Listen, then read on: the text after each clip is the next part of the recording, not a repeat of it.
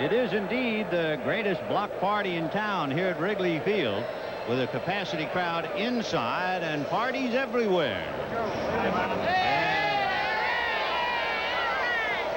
Now that's where they are, on the rooftops behind right field.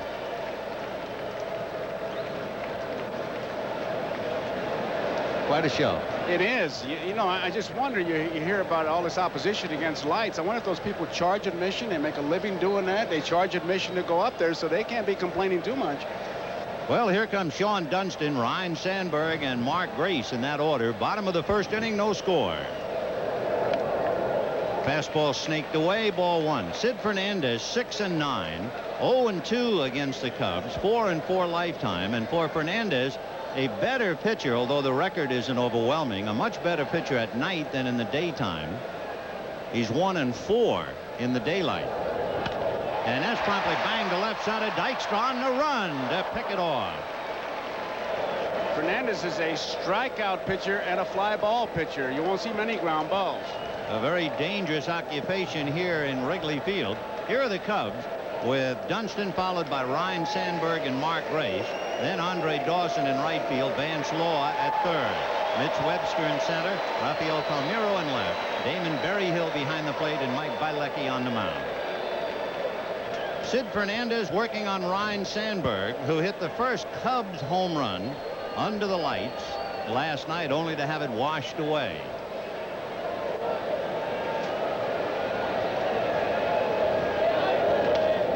Breaking ball missed, ball one. And with his home run last night, Ben, I think the curtain call is here to stay, because they had to actually ask Sandberg to come out of the dugout. The umpires did, so they could continue the game. 1 ball and no strikes, the count to Ryne. Ball two. Sandberg has really been struggling since the All-Star break. Only 3 extra base hits, hitting only .213. And for that matter, Sandberg is also playing poorly, or hitting poorly, at night, hitting only .228. 2-0.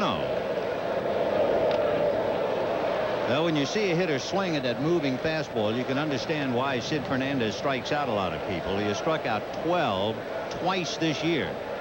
The fact that he's a strikeout pitcher and a fly ball pitcher is the reason that Davey Johnson has Magadan and Howard Johnson on that side of the infield. Howard Johnson playing short. 2-1 to Ryne Sandberg. And that's lifted into right center. Strawberry is calling all the way.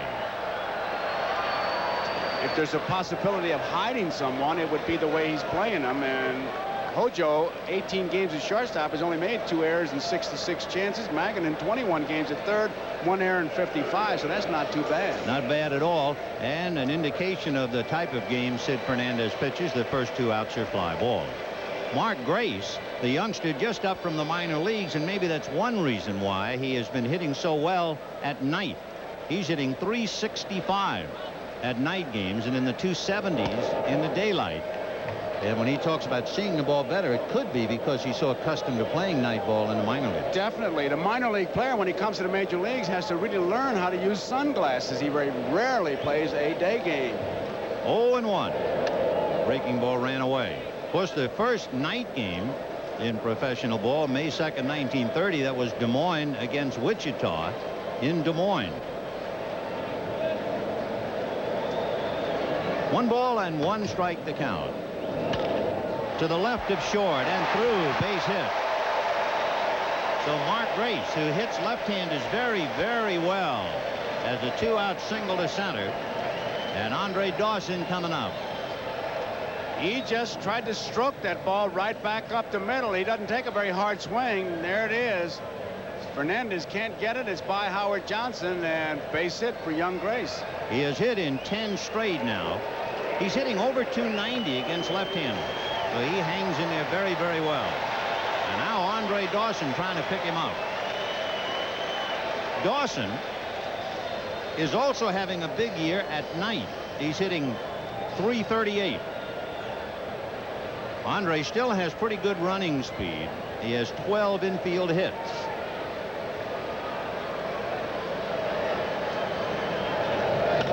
And a fly ball into right center. On the move is Strawberry, and this capacity crowd is looking at fly balls with their hearts, not with their eyes. That was just a routine. No runs, a hit, a man left. The end of one. Come on, Dad. You bought this Toyota Camry because it's got a new V6. No, the room. Dad, you did buy it because it's got a V6. Oh, I bought it because I've wanted an affordable Camry for years. Charlie. No, really. I bought it because you like to look good going to church. Charlie. I bought it because... Morning, Reverend. Because it's a V6.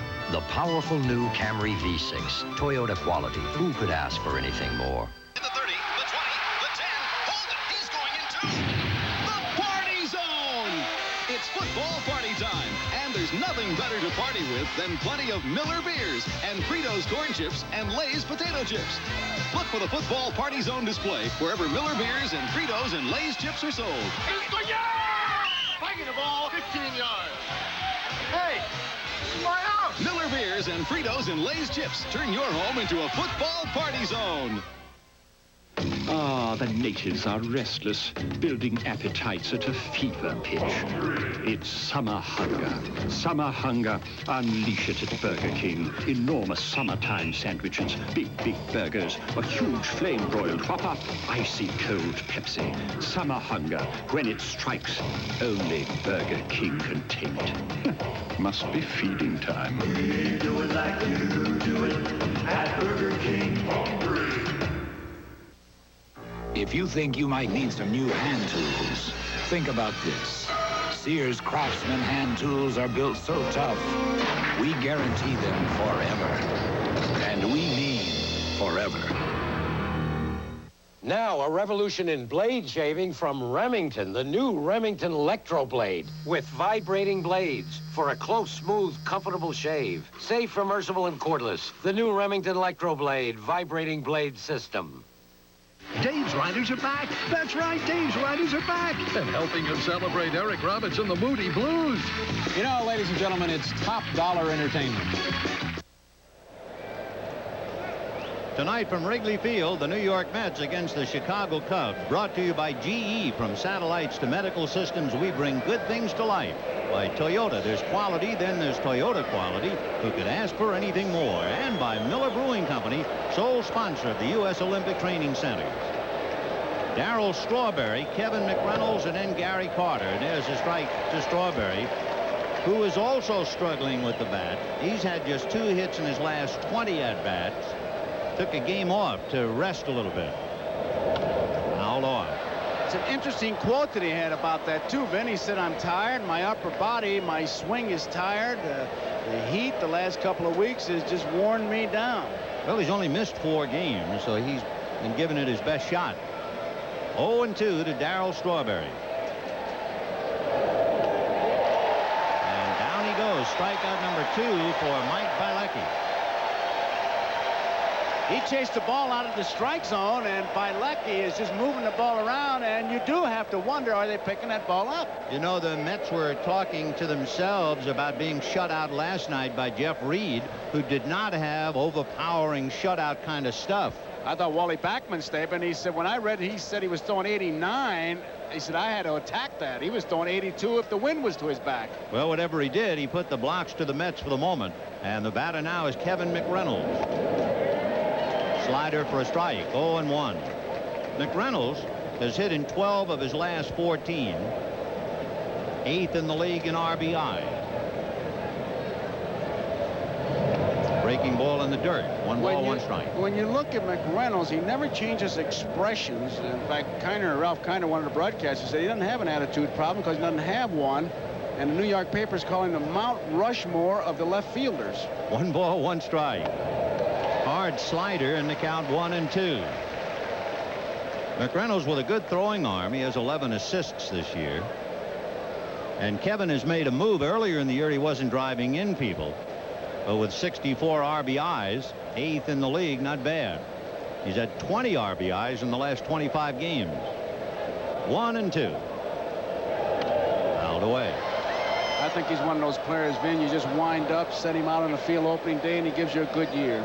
Well, you know, talking about a good year, the Mets are a remarkable team.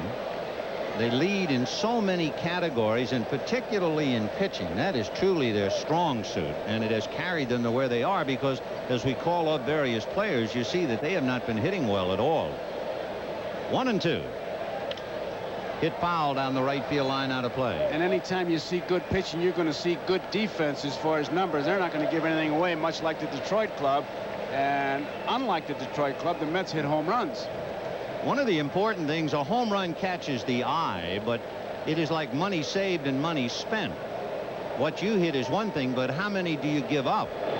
Breaking ball is hit by the barehanded try of Bielecki and on out into center field. And with that in mind, it's interesting to point out the Mets not only lead the league in home runs with 99, they've only allowed 55. Here's that expression now. He's got 2 strikes. Well, he did change expressions. Those eyes widened out, as they say, like spaghetti plates. So Kevin McReynolds takes that breaking ball, hit it right by the bare hand of Mike Bielecki. And the batter now will be Gary Carter. Carter, of course, is carrying that extra load on his back with 299 home runs. Though he's gone 80 some odd days and over 220 at bats, still looking for number 300. Slider, strike, 0-1.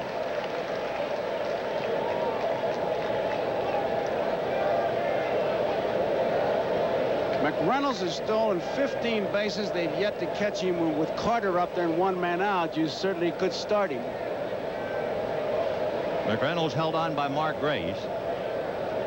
And he'll draw a throw. No score, in case you might have just joined us. At the end of 2 innings, the Pirates 2, Montreal 1. But waiting for that home run, Ben, has to affect you. Carter. And of course, all of us have to go by and say, how do you feel? And then he gets that treatment day after day after day. 0-1. And whoop, McReynolds started to go and then held up. Now a throw. Back in there. He'd have been picked off if Bielecki would have seen him, because he wanted to go. There was a play, and it was like a busted play, because McReynolds took 2 quick steps. Bielecki didn't see him. Right there. There he goes. Now the catcher's got the ball, and he's back easily. And it would appear to be a slow track out there. Last night was very dusty. Of course, the field was covered. Neither ball club took batting or infield practice. There is a threat of rain. 0-2 the count to Gary Carter.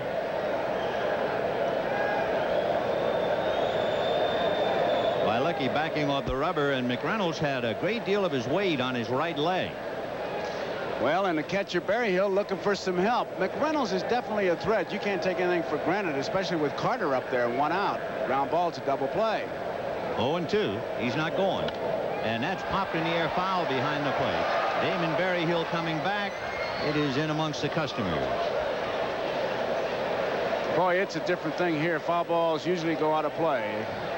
Watch Carter's eyes now. He really widens them out. Almost looked like he went into the haunted castle at Disneyland. 0-2 the count to Gary Carter. A lot of hitters do that. Did you do that at Fordham? I never remember hitting anything. I closed my eyes. 0-2. Great hitting there. No score, top of the 2nd inning. McReynolds bluffs, and the breaking ball is strike 3 call. That's the 3rd strikeout for Mike Bielecki. Bielecki this inning has made 13 pitches, 12 strikes, and 2 of the 3 strikeouts have been called 3rd strikes. And here's Carter to close up. He followed it all the way, and he thought, well, maybe I'll get away with it, but he did not. By the way, we should salute the umpires who have the honor of working the first night game. Paul Runge is behind the plate. Charlie Williams at first. Cowboy Joe West at 2nd, and Tom Halley in at 3rd. Now, of course, with 2 out in the inning, McReynolds becomes an even greater threat to go. Dave Maggott in the batter. Zimmer, much like Roger Craig, calls pitch-outs to help his young catcher. If there is a weakness to the Mets, and there certainly aren't very many, we were comparing the home runs they hit and the few home runs they allow. The Mets run pretty well. They have 102 stolen bases, but the Mets really get burned by a team with a running game. They've given up over 150 stolen bases. Dave Magadan with Wally Backman on deck hitting 8th. No score, top of the second, 2-way. Say that Berryhill, he really is setting himself. You can see him dig in to brace himself, and anytime you see that catcher scoop a handful of dirt, he's trying to keep his hands as dry as possible. And Berryhill has already done that, and then he was digging in. There he goes. No balls, 1 strike. 1-1. The Cubs have played the Mets pretty tough. The Cubs have won 6 of the 11, and Zimmer's crew has won 3 of the 4 played here. Vin, if I was catching right now, I think I'd look over and say, Zim, let me pitch out just one time. He's got pretty good control, and this is the pitch I'd pick. All right, and McReynolds inching off, so the guessing game continues whether Davy Johnson will turn him loose. Well, I would say they're not going to pitch out. You wouldn't have the pitcher throw to first, would you? I would have hollered to him saying, give me a ball in a hurry and let him run. I'll get him for you if you give me a good pitch out. And that changes everything. 1-1 to count.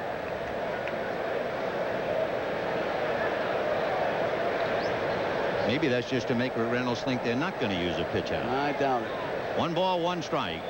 Ball 2. Now you have a manager's count. Perfect. Now you got the catcher in the box. And McReynolds gets a pretty good jump. 2 balls and 1 strike. Sam Palazzo perhaps hanging out a sign to Magadan. Dave, a fine young hitter, hitting .280. 1 home run, 27 runs batted in.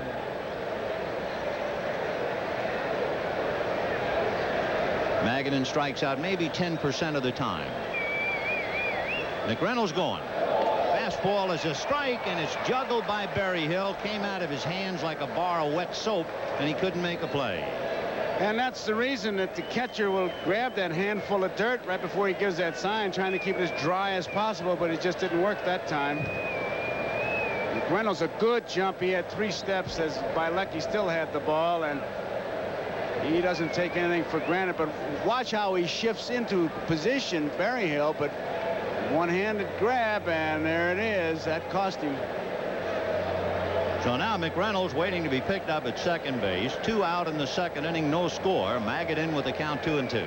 So deuce is wild on Dave. And that slice down the line, foul by a foot or less. Then I'm going to go to my grave thinking this and saying this. When you catch one-handed, you just give up too much and you take too big a risk. That guy's running. You got to have both hands on that ball. We can duck in a score because it's certainly important to the New York Mets, and the Pirates are hurting Montreal 4-1.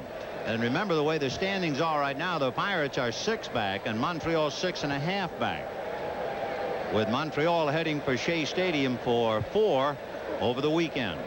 Magadan hitting .328 with runners in scoring position. He's a tough man right now. Ball 3, blocked by Berryhill. Wally Backman on deck.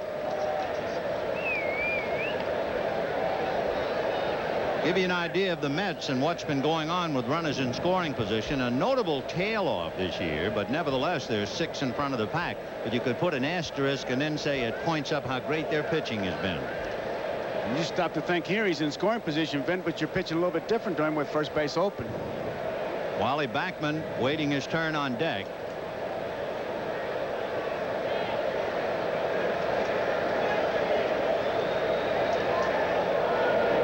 And the fastball is grounded to Mark Grace, and Bielecki is out of the inning. No runs, 1 hit, a man left. And at the end of an inning and a half, no score.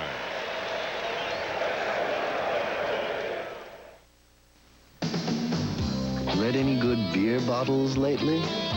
This one tells you that Miller Genuine Draft is the one beer that's cold filtered, not heat pasteurized. So we haven't changed the rich, smooth taste of real draft beer. And you know what's the best thing about reading this bottle? It leads to a very happy ending.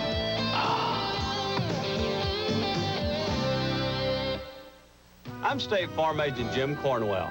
When I first insured John and Susan Rager, I told them my job was just beginning. Now there's a new car in the family, a new home, and a new Rager, John Lawton. We just got together for a family insurance checkup.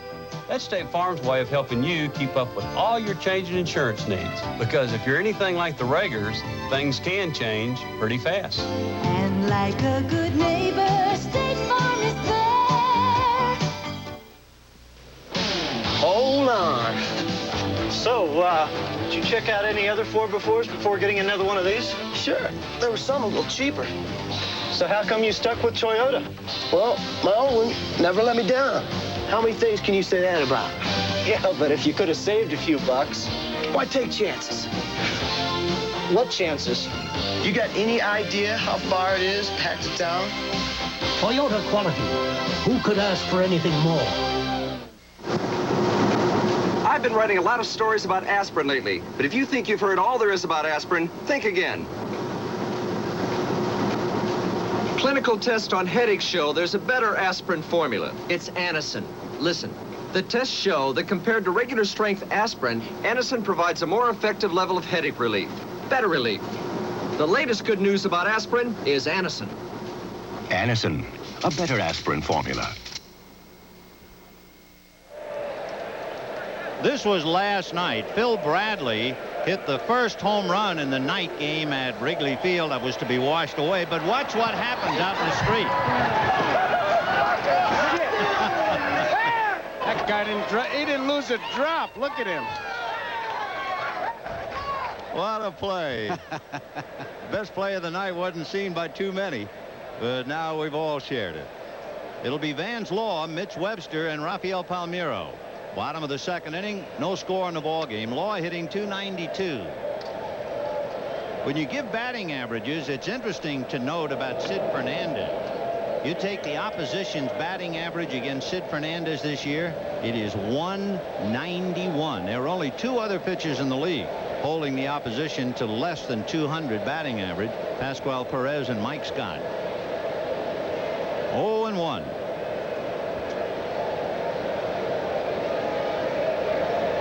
Fernandez with just one complete game. Strike. 0-2. When players talk about batting against Fernandez, you hear the expression, he's sneaky. That ball's past you before you know it.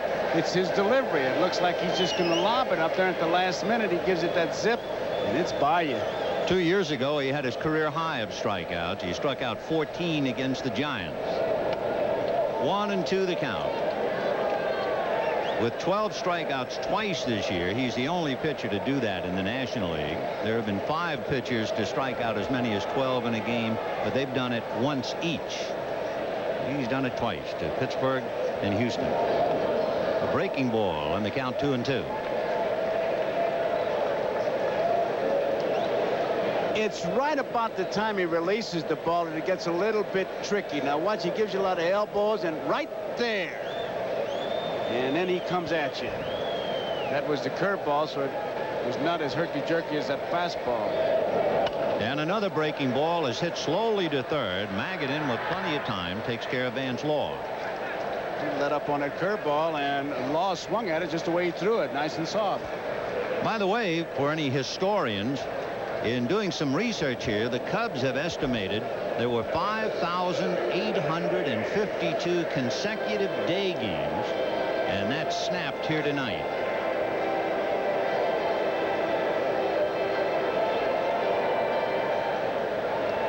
They really came up with the statistics for this game, didn't they? Oh, wow, and how. Here's Mitch Webster, and he takes a strike.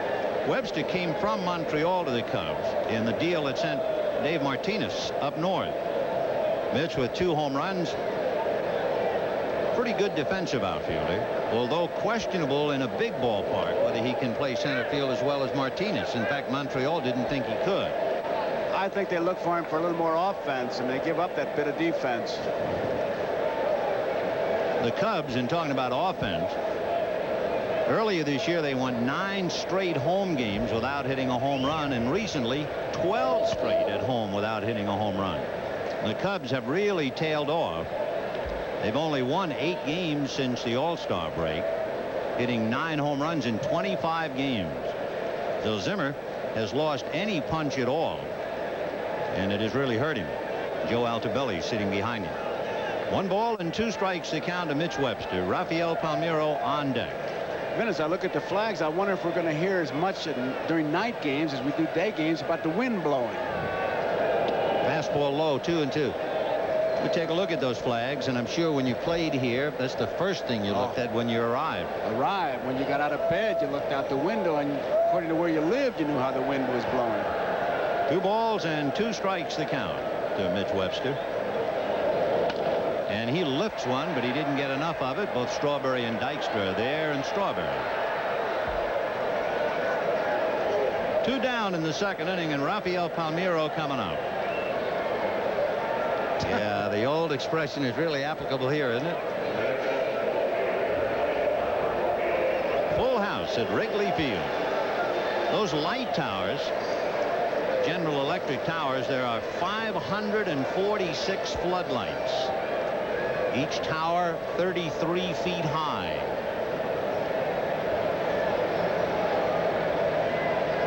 Rafael Palmeiro. Chopper to the right side. Wally Backman is there. And that'll be that. The Cubs go 1-2-3. And at the end of 2, no score. We'll be right back after these messages from your local station. Wednesday, the creator of Laughing Unreal People brings you funny people from the ups to the downs, from the birds to the bees. I want to strip you naked. It's Funny People Wednesday. Today, more and more people are drinking light beer. And the light beer they're drinking more of is Coors Light. Why? It's easy drinking. Got just the right balance of smoothness and drinkability. And best of all, the Silver Bullet won't slow you down. Coors Light, the Silver Bullet. For all the right reasons, it's the right beer now.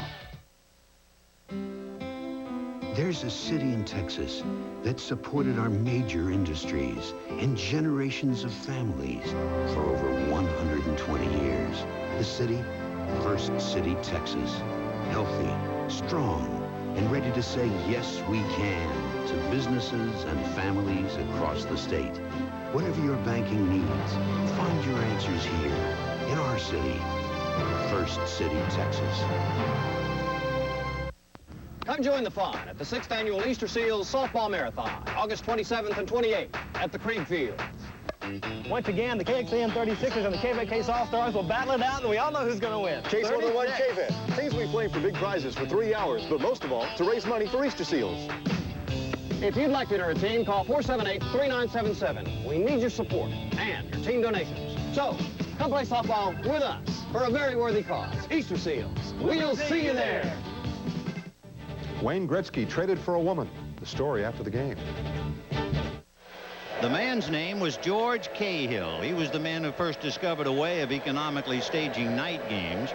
By 1910, Cahill had devised a portable lighting system good enough to get the permission of Charles Comiskey to stage a game under artificial glare at the new White Sox Park. 20,000 fans watched 2 local amateur teams play in August of 1910 in Chicago.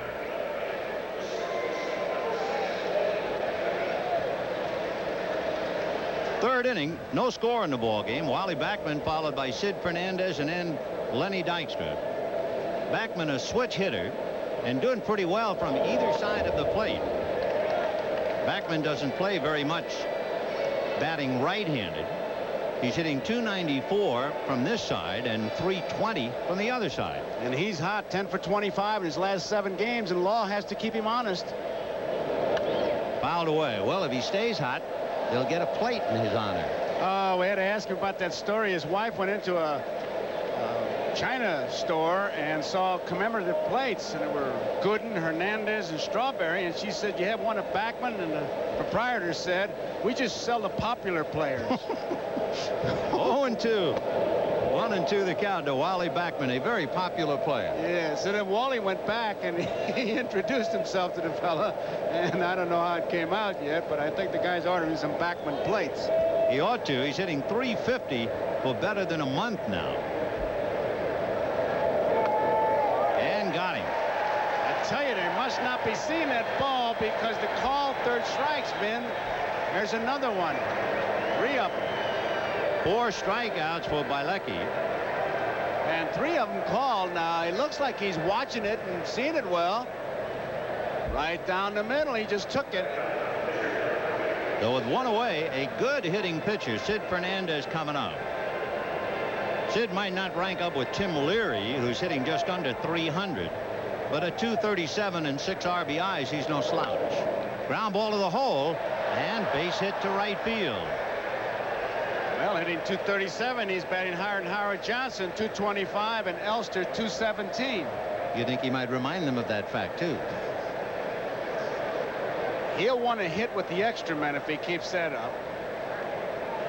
Now, the way Sid Fernandez swings, he looks like a hitter. The way he runs, that is normal speed, is not slowed up. He's not going to break any track records. So Sid Fernandez standing at first with 1 out in the 3rd inning. 2 hits against the starting pitcher Mike Bielecki, but the Mets nothing to show for it. Meanwhile, Sid Fernandez has allowed just 1 hit. I imagine Grace will just stay behind him, and he's asking permission. He wants to play behind him, and I think he would. Why give up the hole with Fernandez over there? Because he can get a running start, and you can still get him. Lenny Dykstra flied to center in the 1st inning. 1-0. Bielecki has struck out 4. No score, top of the 3rd.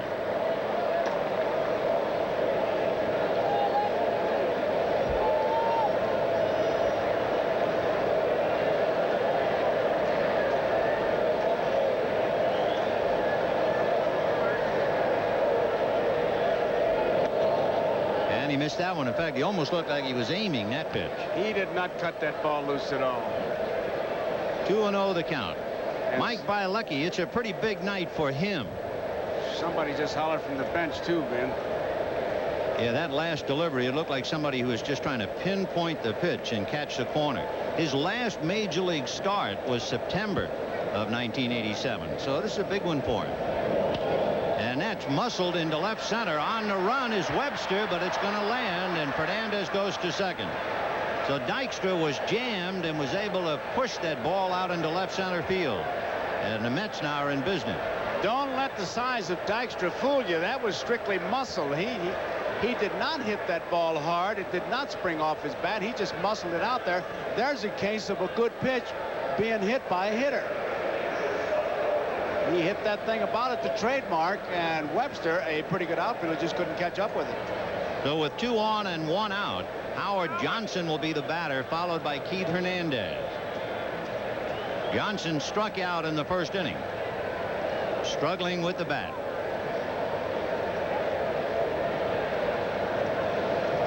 One reason the Mets have had a lot of trouble scoring is the fact that Howard Johnson has not been productive with men in scoring position.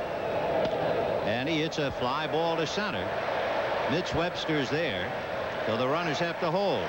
Vinny kind of broke back on that ball. Now, when you look at the lights, the shadows out there is what they talk about, but that isn't what the players are worried about. The players are worried about seeing the ball off the bat. That's what they're concerned about. And people will say, well, there's some dark shadows out there. So with 2 down, the batter is Keith Hernandez, and there's where Webster started back and almost fell. And that's what tells you about the lights. How soon do you pick up that ball? It's not those 2 little shadow areas that you see along right and left field. And how often do you can see, look at the shadow on him. You can see there's not enough light out there. That tells you more than anything that we've seen so far tonight, right there. You know, they measure the light intensity 3 feet above the ground on the infield because they figure that's where all the action is anyway. And apparently the players say it's perfect in that area. Here's Keith Hernandez in the dirt. Nice save by Damon Berryhill. But you got to have that ball hit 3 feet off the ground. That's right. If it's not, how's your Medicare? 1 ball and no strikes to count. See, that's what catching is all right, because they always light home plate better than any place. And so you're going to see the ball. Catching it is another thing, but he blocked it nicely. So Sid Fernandez at second, Len Dykstra at first. We have 2 down here in the 3rd, no score. There are 2 outs, and Fernandez will be off with the crack of the bat, but the outfielders better charge that ball because that ball is going to be slowed down by the grass, and they got a chance to get Fernandez at the plate. 1-0 the count. Fouled away. You know, the Cubs and the Mets met in another memorable night game. July the 13th, 1977. It was at Shea Stadium in New York. And the Cubs were leading the Mets 2-1 in the 6th inning. And suddenly the lights went out. Not only in Shea Stadium, not only in Queens, but throughout New York. And it was a blackout that lasted 25 hours. And folks back in New York will never forget that night. Boy, I remember it. I know exactly where I was. 1-1. Ground ball, but Grace is there. And that will be that. No runs, 2 hits, and 2 left. And at the end of 2.5 innings, the Mets nothing and the Cubs nothing.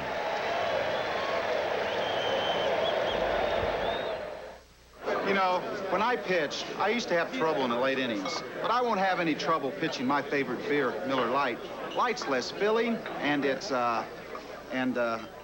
light's less, and it's.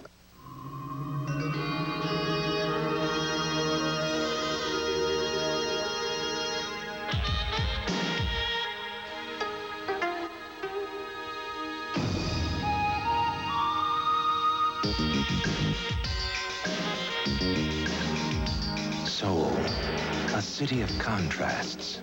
And in the restaurants, shops, and hotels, they're proud to welcome the American Express card. And it's light's less filling, and it's. That's it for today, Mike. Raleigh, finish it up. And it tastes great, too. No matter how you pitch him, there's only one light beer, Miller Lite. The Van Pattens meet one tough customer. Dick Van Patten, you're saying someone can oil and lube my car better than me? Yes, it's called Jiffy Lube. In 10 minutes, the J-Team changes the oil with quality Pennzoil. Here comes the Pennzoil. Replaces the filter and lubes the chassis. Fills the fluids, 14 services in all. Okay, but how much? So welcome to Jiffy Lube. We'll take care of you like family. J-Team, this looks like the beginning of a beautiful friendship. With only 1 month to the lighting of the flame, the U.S. Olympic basketball team faces the sports elite. All-Americans Danny Manning and J.R. Reed lead the USA against all-stars of the NBA, including Michael Jordan and Charles Barkley. A true test for the U.S. Olympic team on NBC Sports World. The first night game in history of Wrigley Field, Chicago. And what a festive occasion it is indeed. It is a very humid night, but so far so good as we go to the bottom of the 3rd inning. The Goodyear Blimp Enterprise from Pompano Beach, Florida, with the bird's eye view of Wrigley Field. Captain Drew Marshall from DeLand. The blimp first appeared over Wrigley Field 50 years ago. Magnificent shot. Postcard. Down on the ground, Damon Berryhill will check in against Sid Fernandez. Then it'll be Mike Bilecki and Sean Dunston.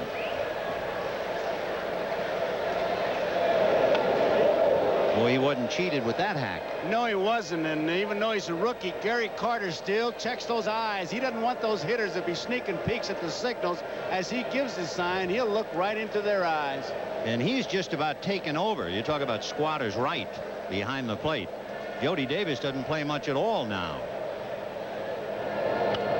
Little foul. In fact, Berryhill has caught 20 of the last 26 games.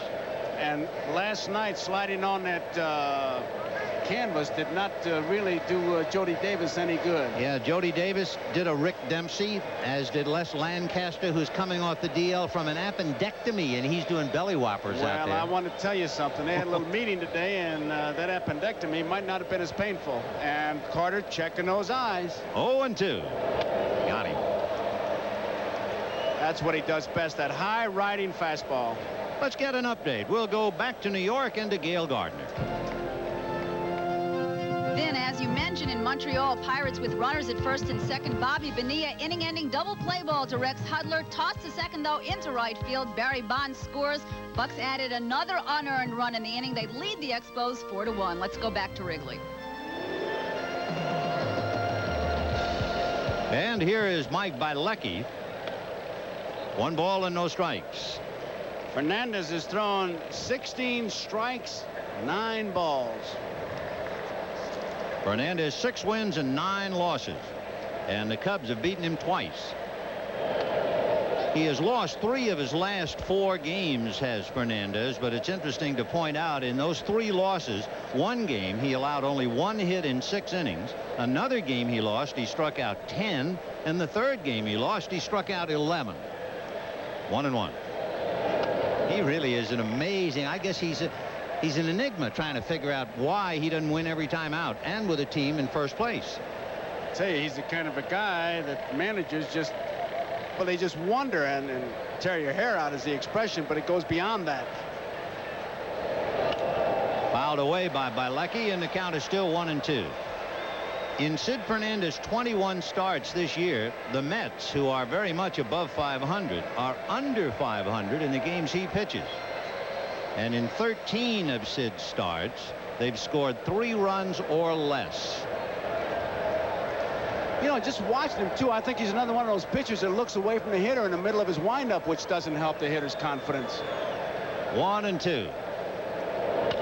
And a chopper to third. Magadan has it. Bielecki just jogging down the line. 2 down.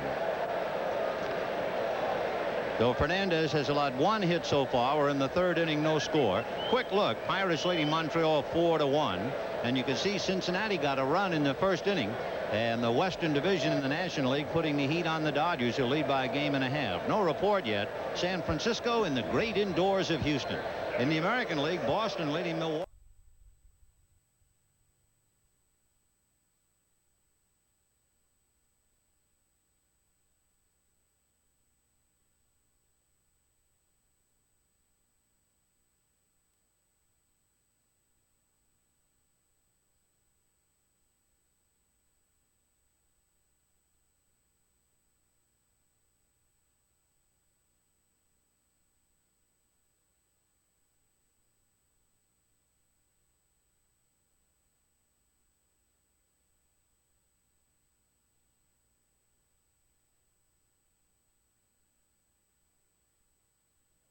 Call them Bible hitters. Remember, thou shalt not pass. That's right. 0-1.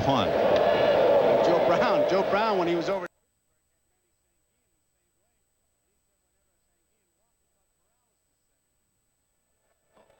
One ball and 1 strike. The count is Sean Dunston. It's pretty tough, isn't it, to have a leadoff man who refuses to walk? Very difficult why you got him up there. Obviously, he is a contact hitter, supposedly, but you need that base runner, and base on balls is the way they usually do it. He's stolen 15 out of 22 if he does get bored. He reached for a bad ball. And he's done. When you start going across the plate after pitches, there's another reason why he doesn't walk. Right now, here's a look back at a very special Olympic moment. An Olympic moment brought to you by the Prudential, going above and beyond to meet your needs in insurance and other financial services. Los Angeles, 1984. Greg Louganis of the United States wins the springboard diving competition. 4 days later, he wins the platform competition, becoming the first man in over half a century to win both diving events at the Olympics. Greg Louganis, considered by many the greatest diver in Olympic history. We go above and beyond just like you, above and beyond what we have to do. I'm a Prudential representative. When I talk to people about CDs and mutual funds, they're surprised at the wide range of investment opportunities I can offer. You work hard, so do we, to make what you've worked for a reality. The Rock, the Prudential, above and beyond. Suddenly, a surprising development. The new Mitsubishi Mirage. You can tell your friends it has fuel-injected power. You can tell your colleagues it's priced less than Corolla, Civic, or Sentra. You can tell your family it has more room than all 3. But the best news about Mirage is no other sedan this practical ever had this much style. The 1989 Mirage. Mitsubishi, suddenly the obvious choice. Greece, Australia, Brazil, People's Republic of China, Czechoslovakia, Egypt, Great Britain, Japan, Mexico, Poland. For 16 days this summer, the sons and daughters of the world will gather to share the dream. and the flame will burn a little brighter. The world is coming to Seoul.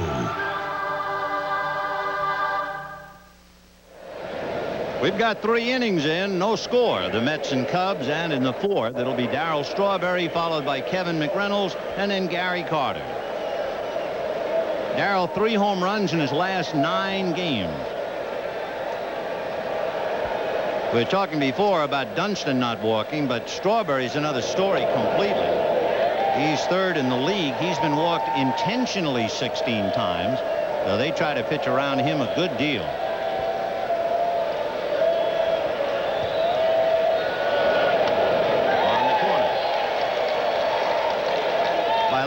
Going after the hitters, throwing strikes. He has struck out 4, and he has the count 0-2.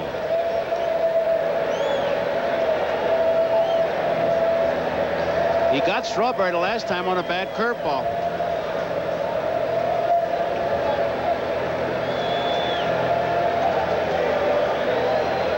Darryl with 29 home runs, 75 RBIs. Wouldn't chase that one in the dirt, and the count 1-2.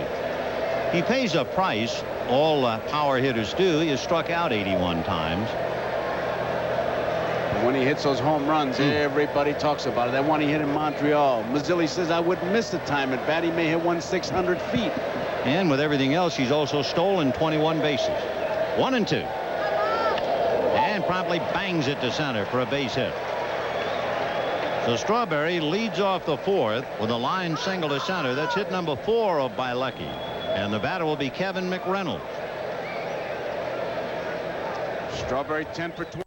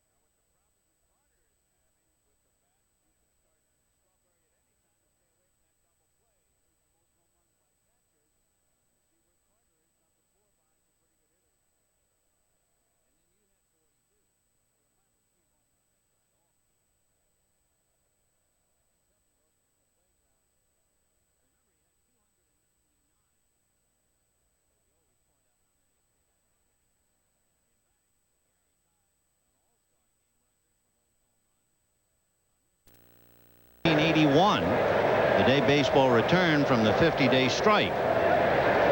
He hit 2 home runs in that game. Boy, they're really watching Strawberry. And he doesn't have as big a lead as he can get because he's getting back too easily. Carter has grounded into 7 double plays. And Strawberry taking short leads.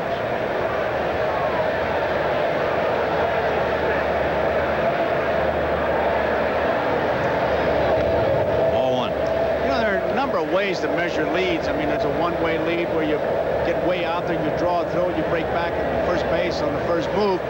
One of the best ways for the young player, I remember Ken Boyer with the Cardinals saying he always got a body length and an arm away so that if he fell down, his fingertips would just touch the base. A body length and an arm away. He's increased it just a little bit now. And there he goes. So he took just maybe 2 feet more, and he has stolen it. It was a tough pitch for Berryhill to throw. It was a slow curveball. He picked the right pitch. And once again, though, I think that one-handed grab cost him because it was a close play there. Strawberry, it's a straight steal. He's not even looking back to see where that ball is, if it's going to be hit. And that ball was there in plenty of time. Now watch what happens here. One hand, now he's got to take the step. He gets good stuff on it. Now that ball was high, but it was there before the runner. If it's down, that's what happens when you make the one-handed grab. You have to make the perfect throw. Well, we'll see just how important that stolen base is now with 1 out and Carter at the plate. No score in the 4th inning. 1 ball and 1 strike to Gary. And that's hit in the air to left field. Palmeiro going back to the ivy to one-hand it. And Strawberry returns to second base. Interesting that Palmeiro knew how far back he could go. There's an indentation in both right and left field, and most outfielders will stand right by the indentation knowing they can't go back quite as far on the left side as they can on the right side. He had no hesitation when he broke back because he was placed just perfectly. He'll stand there, line himself up with that indent, and then know he can go back a little bit more on the right side. So with 2 down in the 4th inning, Carter unable to pick up Strawberry. And the batter is Dave Magadan, who grounded out to Mark Grace in the 2nd inning.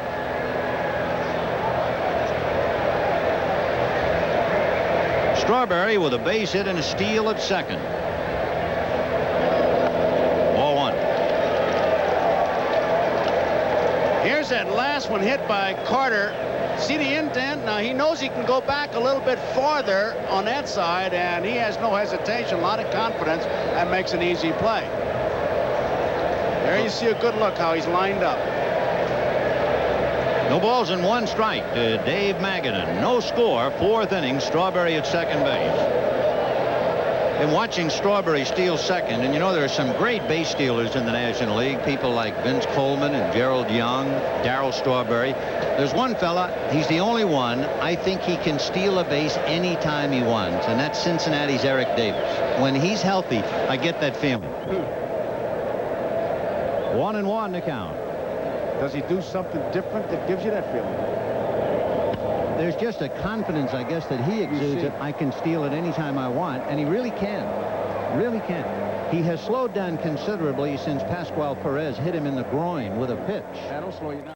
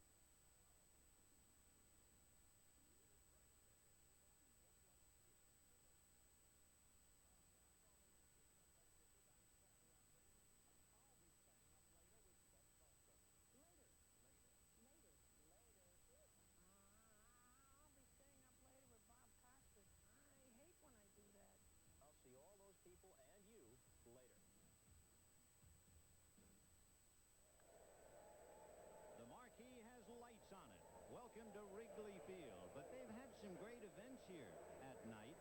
You go way back to 1934. Jim Landis beat Strangler Lewis in the wrestling heavyweight championship, and there was some great fights. LaMotta and Satterfield in 46. Nova. 1943. And then there was an all-star game here. The Harlem Globetrotters and George Mikan All-Stars in 1954. And there are the Globetrotters. Dave Saperstein and company. They played here 30-some-odd years ago. I saw that game. I was here. Goose put on quite a show at Dewey Stadium. 0-1.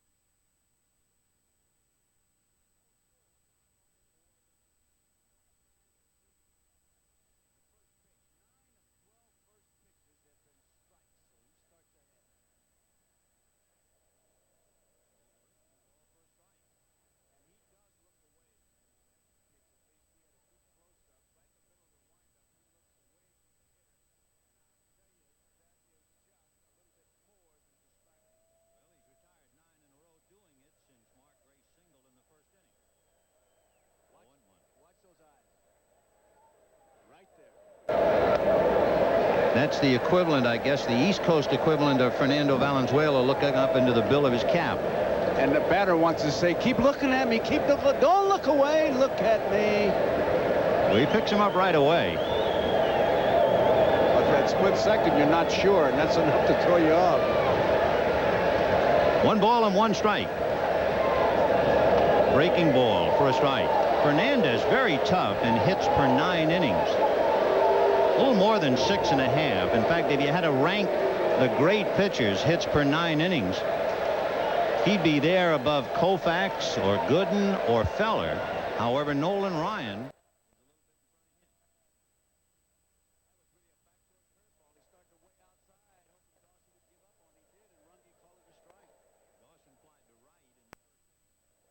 One and 2. Half swing, down he goes. Dawson can't believe it, but he's done. 3rd strikeout for Sid Fernandez. No score at the end of 4. We'll be back after these messages from your local station. Sunday, a baffling murder on live TV. Can Raymond Burr prove the man who fired the gun wasn't the killer? Perry Mason's case of a shooting star. Suddenly, a surprising development. The new Mitsubishi Mirage. You can tell your friends it has fuel-injected power. You can tell your colleagues it's priced less than Corolla, Civic, or Sentra. You can tell your family it has more room than all 3.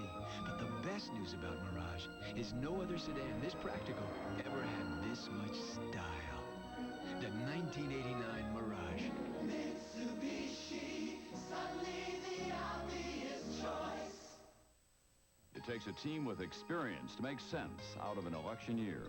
Close teamwork can report the local meaning of a national vote. A news team that covers the world brings perspective to election results. And a team that knows Austin clarifies the impact at home. Working together brings the insight needed for Decision 88. Clear. Understandable. Together. The NBC Nightly News with Tom Brokaw and News 36.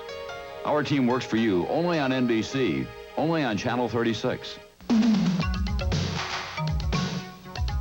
You are poor, perhaps homeless, in dire need of medical attention. You are on the brink of death. The nearest hospital emergency room turns you away. On the next Oprah Winfrey Show, the crisis happening in emergency medical care. Who gets the quickest response dialing 911 for emergency help? Who is helped? Who is turned away? We'll talk about it on the next Oprah Winfrey Show. Wednesday at 3 on Channel 36. Neighborhood crime fighting, the story after the ball game.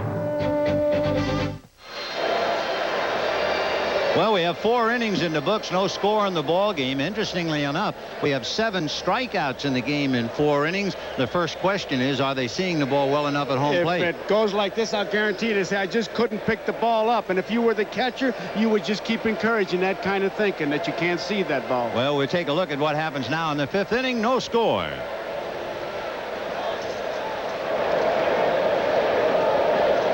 Wally Backman followed by Sid Fernandez and then Len Dykstra. Backman was caught looking in the 3rd inning. He became Bielecki's 4th strikeout. Backman 0 for 1.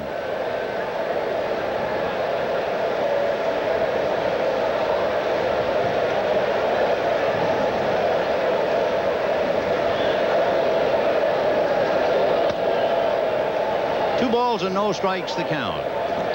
We're in the top of the 5th inning. Breeze has picked up a little bit, blowing from right to left out of the southeast.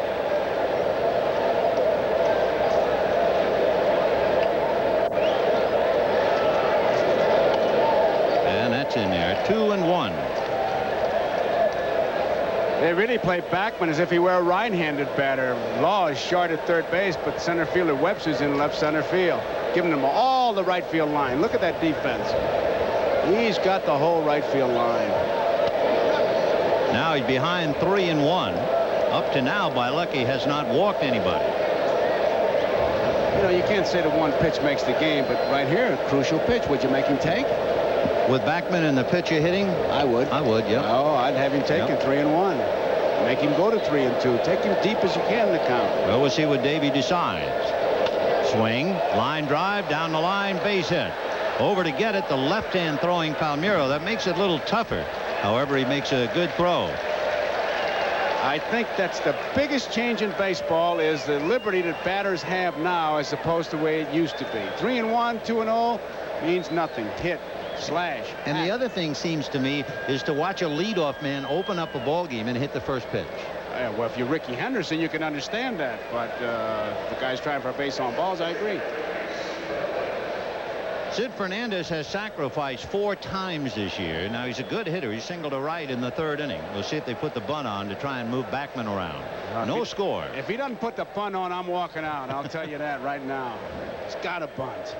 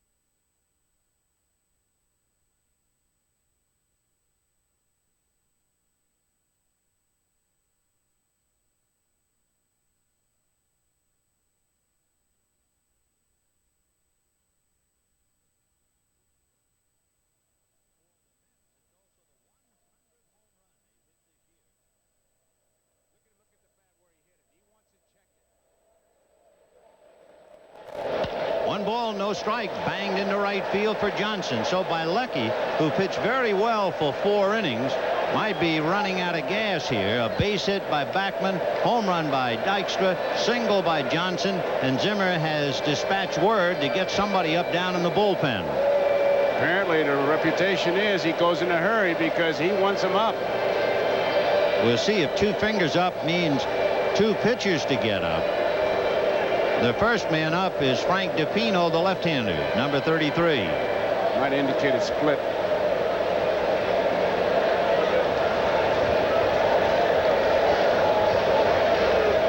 So we'll have a moment with Bielecki.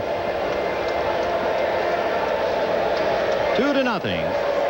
And we can use the time and duck in a couple of scores for you. Pittsburgh leading Montreal 5-1 in the 6th. Philadelphia leading the Cardinals 3-0 in the 5th. San Diego over Atlanta 5-0 in the 8th. The Reds leading the Dodgers 2-0 in the 5th.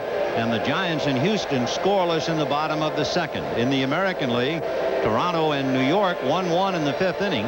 Milwaukee turned one around and beat Boston 3-2. Detroit leading Texas 1-0 in the 2nd inning. Minnesota topped Cleveland 3-0 in the 3rd. Baltimore 1-0 over Kansas City in the 2nd. Upcoming Chicago, Oakland, Seattle, and California. For Detroit, knowing that Boston lost and the Yankees are tied, the Tigers leading both the Yankees and Boston by 3.5 games going into tonight's action. Oakland leads Minnesota by 7. The Mets lead Pittsburgh by 6. Montreal 6.5. And the Dodgers lead Houston by 1.5 games. And San Francisco by 3.5. And here's Keith Hernandez trying to keep it going. Tell you talk about a guy handling a bat. You're talking about Mr. Hernandez. In fact, Whitey Herzog says Hernandez might be the best hit and run man he ever managed. Well, we'll see now. He has grounded out twice to the right side to Sandberg and Grace. Howard Johnson standing at first is a very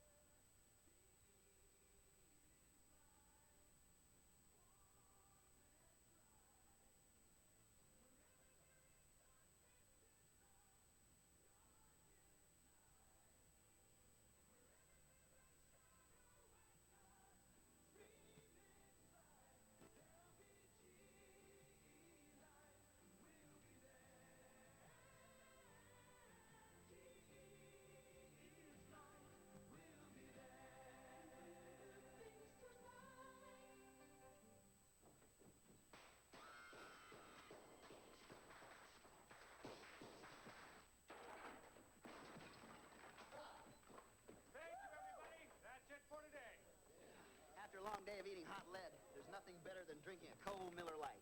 Light sure tastes great, and it really is less filling. Shoot, there's only one light beer, Miller Lite. Hey, Joe, give me another. That didn't fill me up at all. What does this ski resort in the Alps have in common with? This rooftop restaurant in Rome. Or this medieval dining room. And this California windmill. They're all part of the world's largest lodging chain and instant reservation system, Best Western, with distinctively different hotels joining our family all the time. Best Western, the right place to stay at the right price all over the world. So call us now. Call 1-800.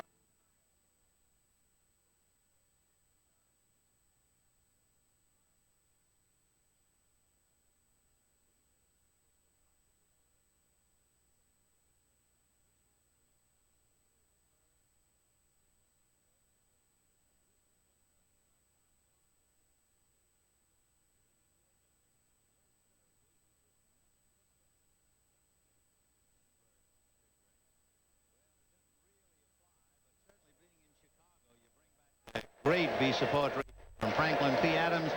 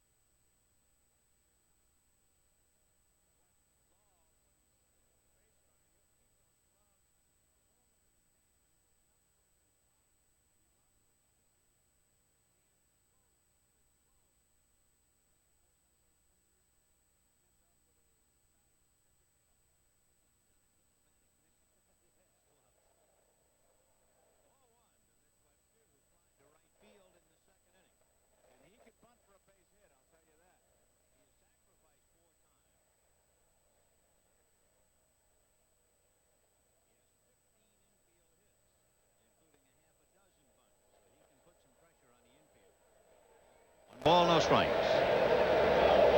A comebacker knocked down by Fernandez, so the only play to first. It's a double play if he handles that ball cleanly.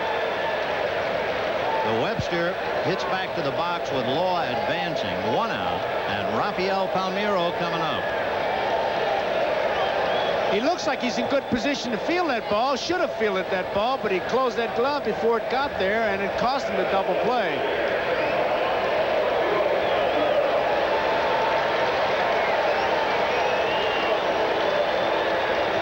So 1 away. We'll see just how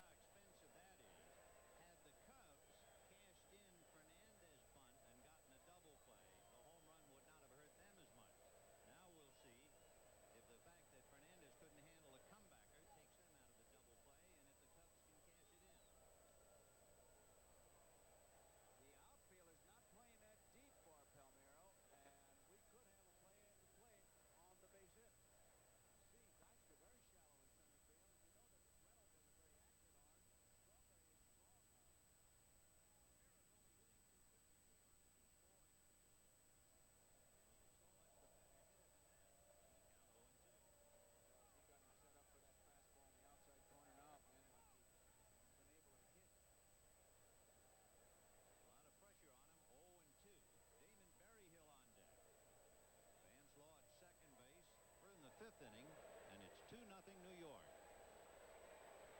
It is 2 outs away from being an official game. 1 and 2. He went for it. Interesting that the Cubs have gone to lights. The only Cubs who have played better in day ball are Law, Dunston, and Sandberg. Everybody else has hit much better at night. 1 and 2. And he goes to left field, and going back is McReynolds, falls down, and the ball goes behind him. In comes Law. Third, he is in there.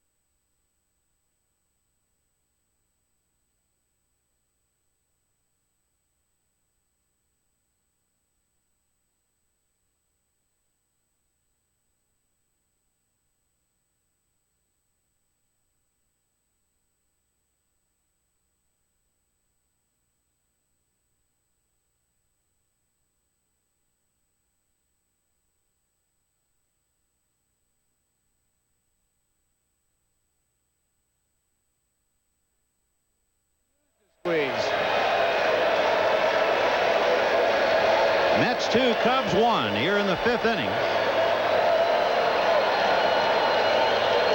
0-1 to count. Fernandez has not walked a batter tonight.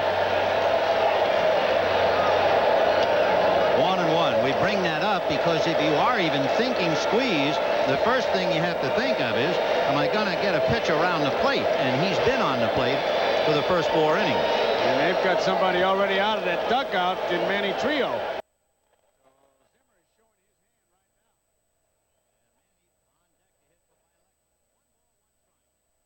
Out away, so that figures.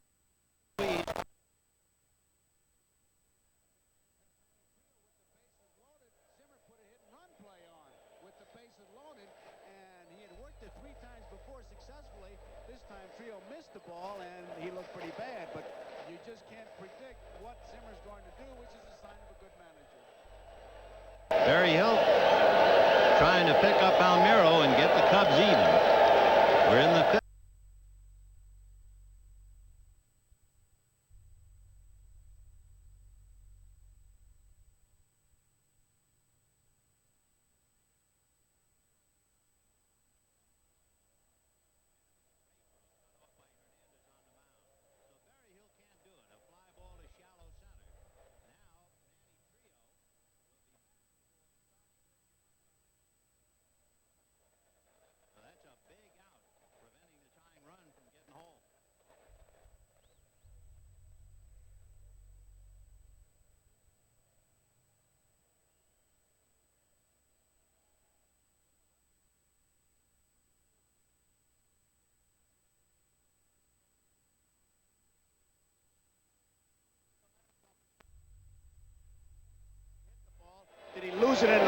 or did he slip? I say right now, he slipped. I don't think there's any question in my mind. The lights were not a factor, but you won't know until you ask him. I think the only thing that fooled McReynolds, the fact that Palmeiro hit it over his head and he had to go back to get it. But he looked like he was in control. I agree with you. Right. All right, here's Trio now. The infield back. 4-1. Manny has 2 hits and 17 at-bats coming off the bench.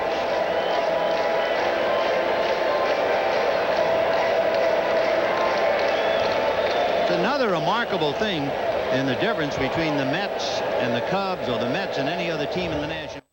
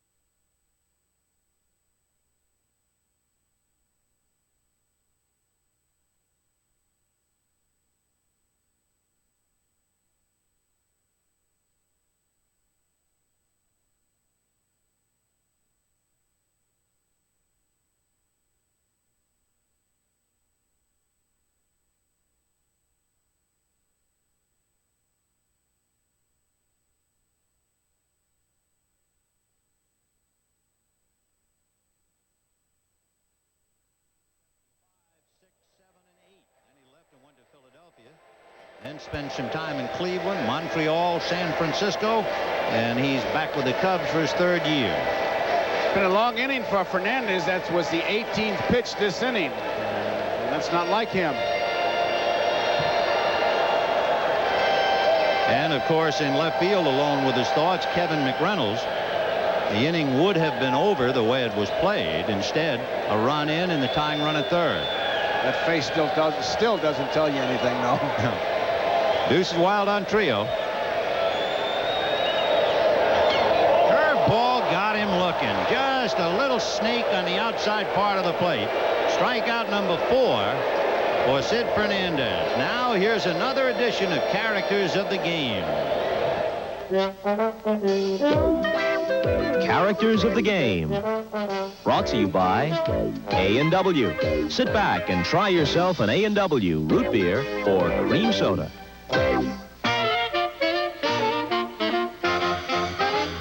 He was the undisputed heavyweight champion of SWAT, and George Herman Ruth had a personality as grand as his mammoth home runs. At the height of his career, there were no off-the-field challenges too big. Whether hitting the high spots well past midnight, catching baseballs from airplanes, or losing baseballs with his mighty swing, anything to delight a crowd. And when a ball and bat couldn't be found, well, the great Bambino could strike it up with a band.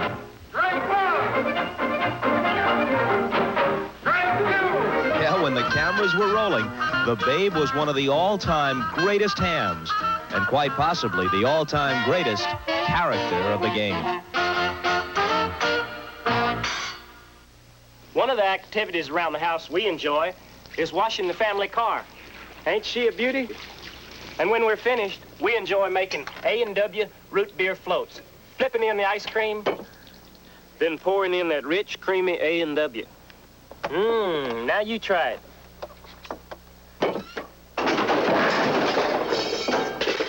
Darn, only had 20 payments left. Make yourself an A&W root beer float. here's Jerry with a new car. What'd you pay for it? About $5,900. Are you kidding? Does it run on batteries? Does it have a motor? Does it have a motor? Can I kick the tires? Will the door come off the hinges? Hey, guess what? It's a Subaru! Oh, a Subaru. Subaru! Only one inexpensive car is built like a Subaru. The Subaru Justy. Such a smart boy. Oh. Get up to $1,500 cash back or 4.9 financing on a Subaru. Here's Kevin McReynolds now talking to Lee Mazzilli, and it looks like he's saying something about his shoe, and he breaks Mazzilli up. Whatever he said got him going. He starts to make the turn to make the catch out. It goes from under him, and it's a 3-base hit. Also shows you he's really under a lot of pressure, man. He comes in a 2-1 ball game, and it looks like he's watching a Three Stooges cartoon. Either that or he still has plans to be a nightclub comic. All right. Darryl Strawberry against Frank DiPino. Strawberry with 29 home runs, and it's interesting how he's matured and has become such a dangerous.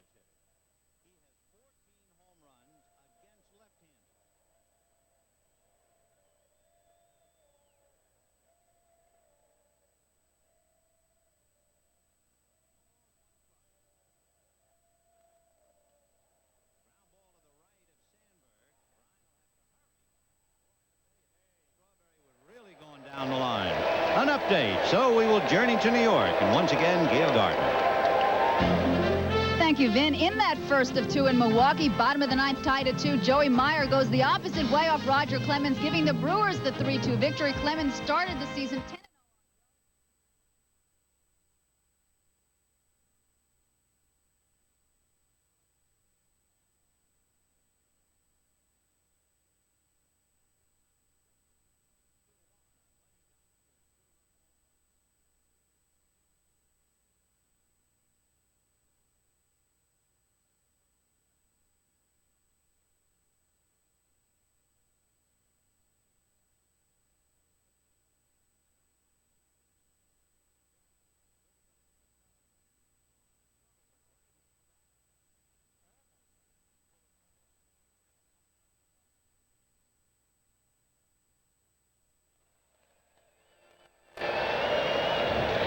There's the close-up.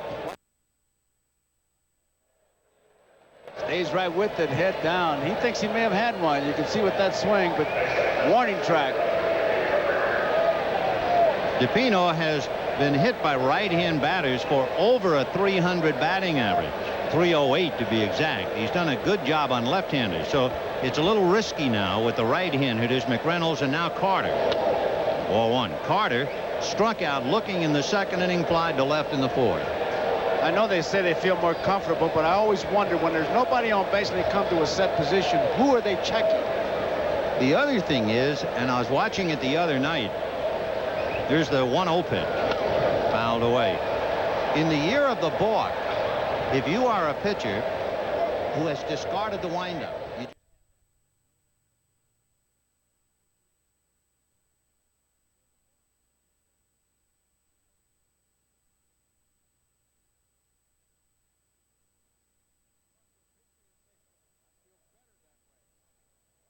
argue with it. 1-1 to count to Gary Carter. Well, 2-1. The other night I saw Tim Leary.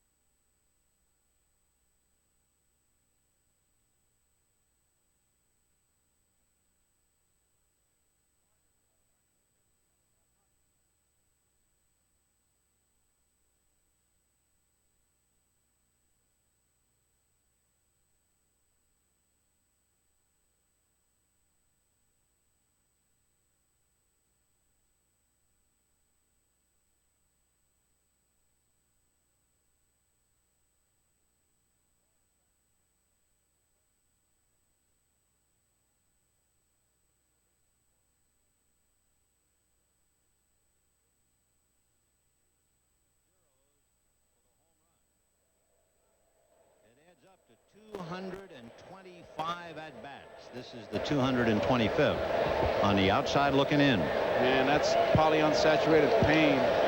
3-2. So he's still there working on a full count. 2 down, top of the 6th. 2-1 New York. The Cubs will have Dunston, Sandberg, and Grace due up in the bottom of the 6th inning.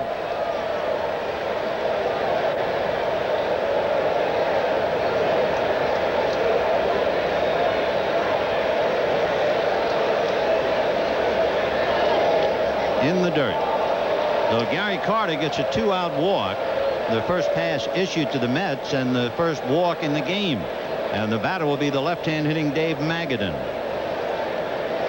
Joe Altobelli wants his first baseman to play behind Carter.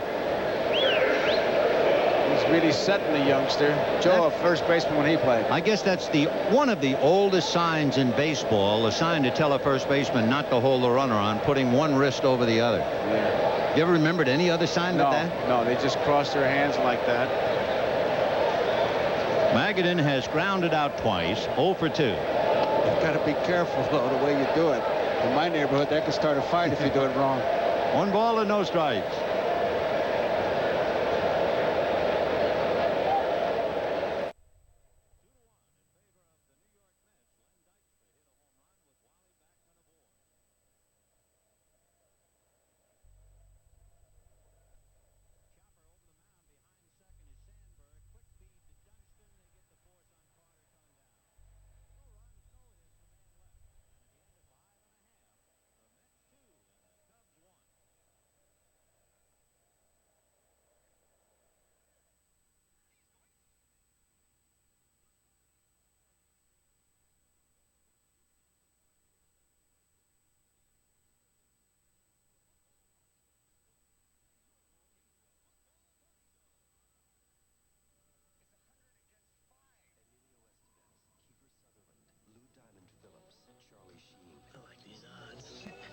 Young Guns, rated R.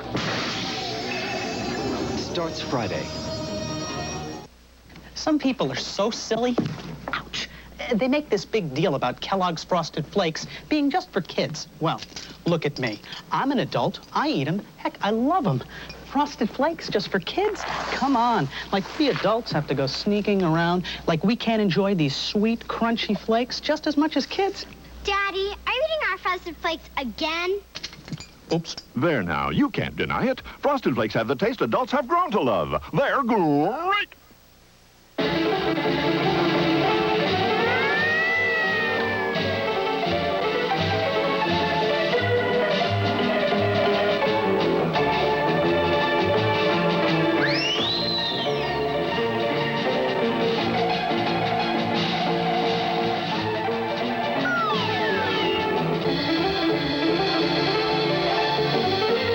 Today's Duracell lasts 30% longer.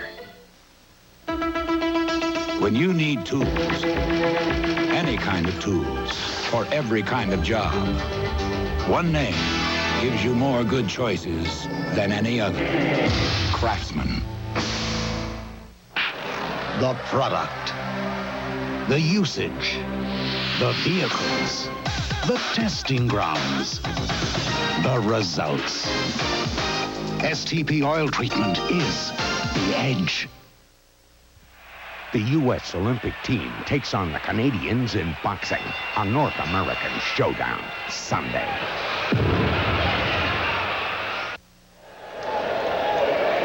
Baseball's answer to a long day's journey into night.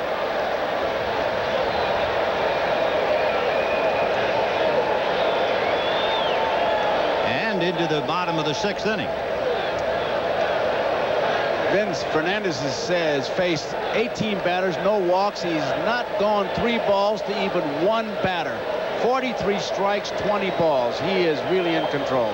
And Sean Dunston goes after the first pitch and bangs it into left field. McReynolds over to get it, and Dunston a turn. We've already learned 2 lessons early in this game. We saw Mitch Webster almost fall down. We saw Kevin McReynolds fall down. So we know the outfield is treacherous. And that could be important as the game goes on, especially if an outfielder has to charge a ball to get off a throw. And Dunston, a real tribute to Fernandez. He wasn't about to let him take himself deep into the count. He jumped on that first good one. He's not going to walk anybody, so go to hacking. Sean Dunston has stolen 15 out of 22. Ryne Sandberg has flied to right and grounded to third. And we'll see if the Cubs put on a play. Mark Grace on deck. Right. Fernandez changed his delivery. You'll watch that front foot. He doesn't lift it like he used to do it. He kind of drags it. And he's been able to freeze the runners. It took a long time for Coach Mel Stottlemyre to convince him of that, but he doesn't take that long time. Watch that front foot. He just drags it and goes. He doesn't kick high. Time as Dunston off the bases for the moment. He's not sure to sign. He wasn't sure to sign the first time. He looked at Jose Martinez to try to get a confirmation, and he just went over and checked it. No balls and one strike, and Ryne Sandberg checking with Chuck Cottier at third.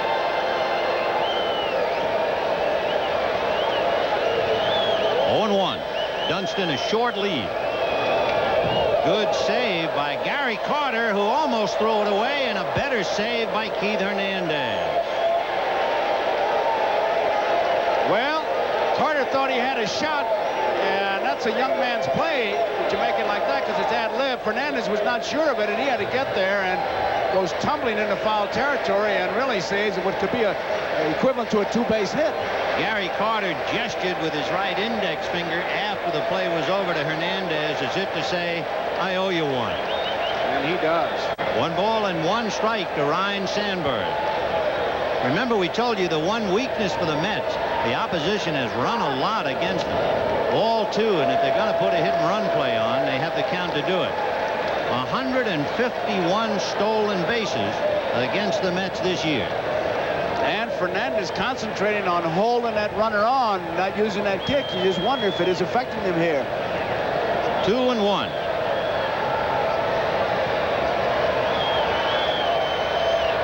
Dunston's going. Curveball is missed. The throw is late. Gary had trouble getting it out of his glove.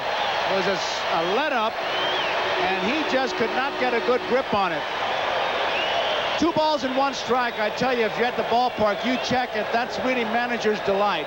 Now watch what happens to Carter. Scoops it up, he just couldn't get a good grip on it. And I tell you, Dunston did have a good jump, but look where the ball is caught in front of the bag. And you can see Dunston looking back. It is a hit-and-run play.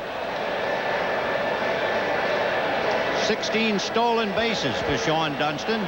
So the Cubs, who had the tying run at third in the 5th, have the tying run at second with nobody out. We'll see if Sandberg, with 2 strikes, can get him over. He's got to hit to the right side. And he did. I don't know how he handled that ball either.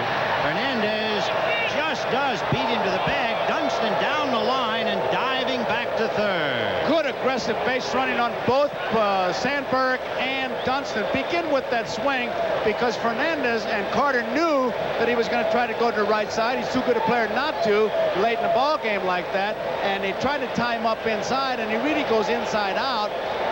I don't know how he did that. And watch Dunston. Dunston about draws the throw. Now Cottier's holding him up, but now he fakes a good one here.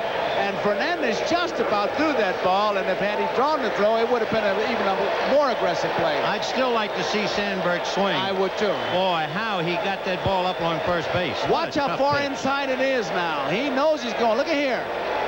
I mean, he pulled those arms in tight and hit the ground ball. That's what the professional player does. Boy, that's a great play. It might not make any headlines, but it was a remarkable play. Winning play. Now, with the tying run at third and 1 out, the infield is up, and Mark Grace at the plate. Same situation as in the 5th inning with Berryhill at the plate. Ball 1. And, of course, after Grace, you have Andre Dawson.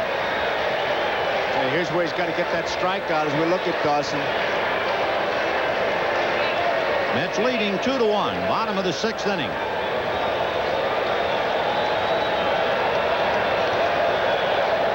ball, no strikes.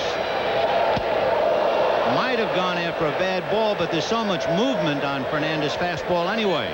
I think it was out in the strike zone, but all he wants to do is make contact, put the ball in play. He just wants to keep him striking out because that infielder's in, put it in play, and you got a chance of sneaking one through. 1-1 to count.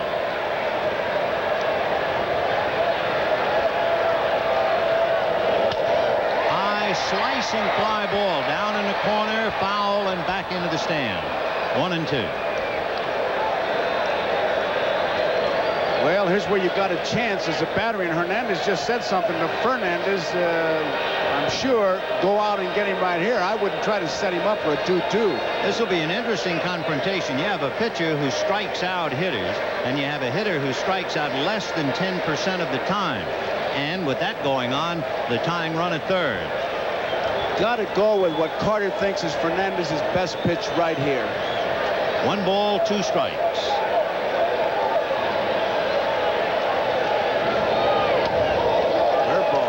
Sweeper down and away. 2-2 to Mark Grace. Still got an edge right here. He can't go to 3-2. Zimmer frustrated in the 5th inning when they left Palmeiro at third. Now he has Dunston at third with 1 out. 2 balls, 2 strikes.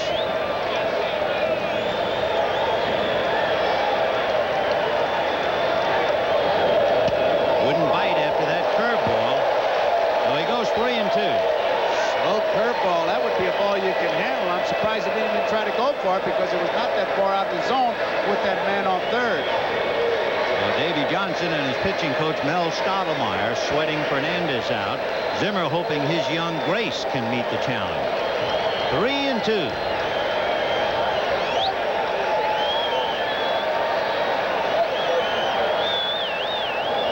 Fastball away, and here comes Andre Dawson. That to me is bad pitching, Ben. I know you look at the scoreboard and you say it's a well-pitched ball game, but that particular time, I mean, he let him get away when he really had him crippled. Now you got the one guy that you don't want to have beat you up there. Let me ask you, though, you say bad pitching. What about pitch selection by the catcher? That's what I'm talking about. I'm saying that slow curveball. I second-guessed that one. I didn't see it when he got him 1 ball and 2 strikes, 1 fastball. He threw 3 curveballs. And if you're going to make somebody hit the ball out in the zone, it would be Dawson, not Grace. Well, that's the first walk given up by Fernandez, and here is Andre. Flied to right and struck out, 0 for 2. So the Mets are leading 2-1. Cubs at first and third. Dawson followed by Vance Law.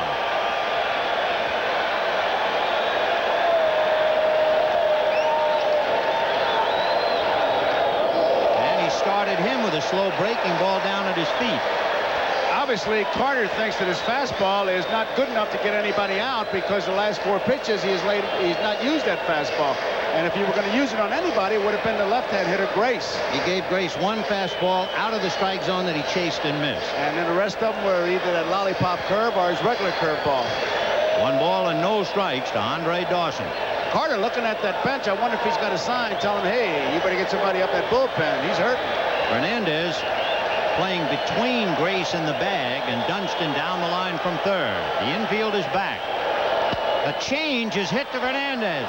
He goes down to his shortstop Johnson, but no good at first. Sid Fernandez was not on the bag. He was late getting over there. I think he expected Hernandez to get back to the bag, and he kind of watched the play as he broke off the mound.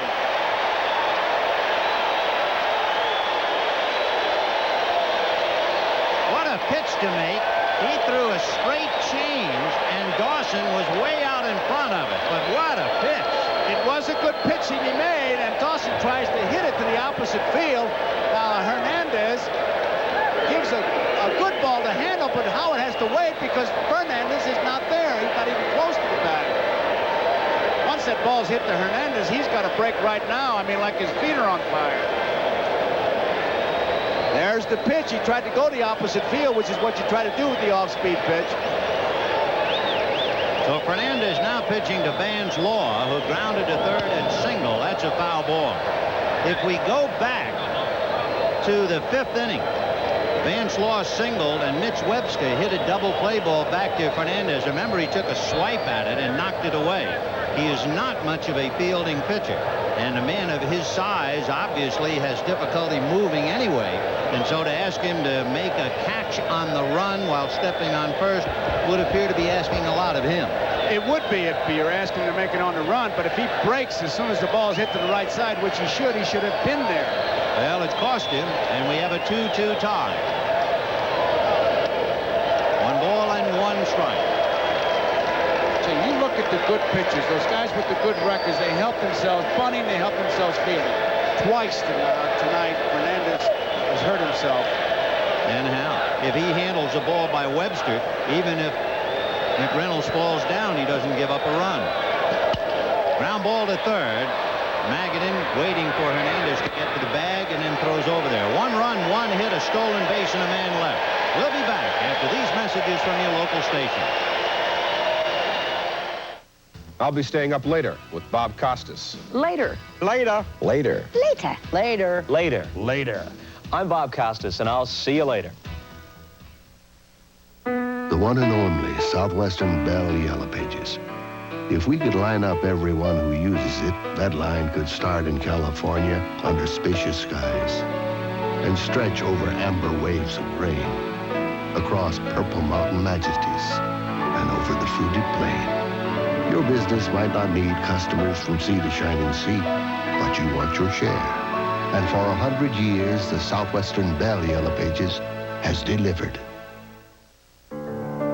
It began at dusk on a day in October and didn't end until a summer night in June. Over 1 million miles of testing. Over 1 million miles to prove that Exxon's new advanced clean engine formula will keep entire fuel systems running clean and intake valves free of deposits. It did. Exxon gasolines with unsurpassed cleaning power, precision equipment for precision engines. Suddenly, a surprising development. The new Mitsubishi Mirage. You can tell your friends it has fuel-injected power. You can tell your colleagues it's priced less than Corolla, Civic, or Sentra. You can tell your family it has more room than all three. But the best news about Mirage is no other sedan this practical ever had this much style. The 1989 Mirage. Mitsubishi, suddenly the obvious choice. Wayne Gretzky traded for a woman. The story after the game. Here's that ball hit by Dawson. You'll see a couple, I think, interesting things here. Now, he hits the change of pace to the opposite field. Watch Hernandez make sure he gives Johnson a good ball to handle. Look how he has to wait. Now, even at that, Fernandez is not at the bag. Some people might think, well, why didn't he just throw for the bag and somebody will be there? You can't do that in a game like this because now it's extra bases. Knowing Fernandez's fielding ability, you're not about to take any chances. You better make sure he's on the bag standing there, and he was not. So we go into the 7th inning, a 2-2 tie. Wally Backman, Sid Fernandez, and Lenny Dykstra. And they pull up the corners looking bunt. Backman turning around now to hit right-handed. And Wally only has 28 at-bats this year from this side of the plate. 1 for 2 tonight, struck out, single to left. He was aboard when Dykstra homered. On the corner, 1-1. So Frank DePino and Sid Fernandez are the pitchers of record.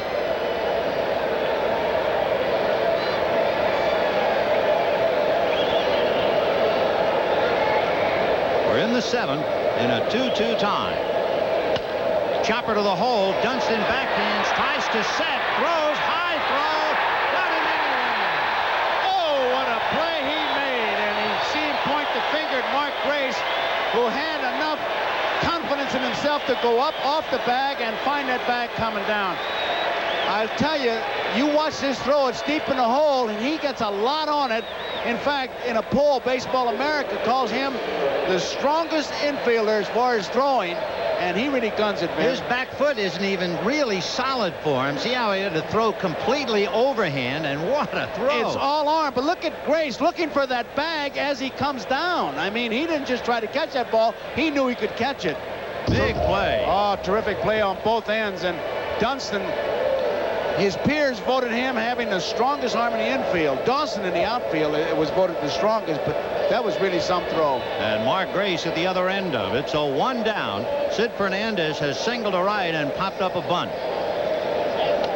Chased a bad ball and the count 0-2. That's why the Cubs are on the right track, man. It's not going to be too much longer. Young ball players who can make the plays. And I tell you, when you look at first base tonight, you're looking at some pretty good players. Hernandez for the Mets and his young Grace. No balls and 2 strikes. Mark Grace, who grew up in St. Louis, and his idol was Keith Hernandez. And Mark Grace now with the opportunity to play against the best first baseman in the league. I think he looked over and said, "How's that, Teach?" It was something. He said that when he was growing up, he hated the Cubs. He went to school at San Diego State with Chris Gwynn. He was about the 600th player drafted in the '85 draft, so a lot of people kind of let him get by. And here he is playing in the big leagues and playing exceptionally well. Mark Grace. Lenny Dykstra flied to center, singled to center, and then hit that big 2-run home run in the 5th inning. For Dykstra, his 4th home run of the year, and he has 17 RBIs. Vance Law relaying a message as Zimmer wants to move Dunston to his left to fill up the middle. 1 ball and no strikes.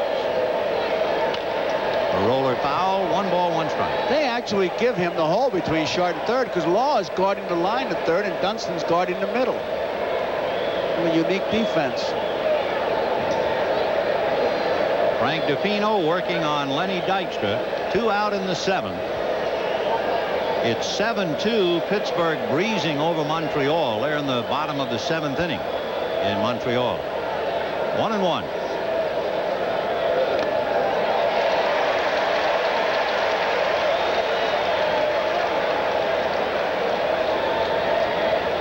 In the American League, to bring you up to date, Toronto leading the Yankees. The Red Sox lost the first game of the doubleheader. Texas has turned it around on Detroit. Minnesota, Cleveland tied, and Baltimore leading Kansas City.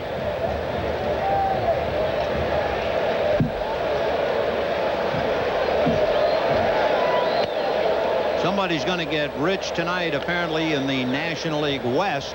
The Giants and Houston are 1-1 in the 5th inning. And Cincinnati leading the Dodgers now. They've piled it up 6-0 at the end of 7. Well, usually when we come to Wrigley Field, the scoreboard just says night games. It's really nice to see other scores up there. 2 balls, 2 strikes. On the hands, hit foul. And that kid just backhanded like he's been doing it all his life. That's Mark confidence. Grace. Look at that scoreboard. I like that, inning by inning. That's the way it used to be in the old days. Now they tell you when to clap. They show highlights, commercials. I like the old leaderboards in golf, too, where they show individual hole for every player. Well, what they've done to scoreboards to me is not progress. Sometimes they even give you a score on those new ones. Occasionally. 2-2 to Dykstra. 2 out, bases empty in the 7th. A 2-2 tie. Slice foul off third. Out of play. Still 2-2. You might wonder, I read a note in the paper about it. These magnificent lights that are on here at Wrigley Field, they would last the bulbs 3,000 hours, or the equivalent of 500 games.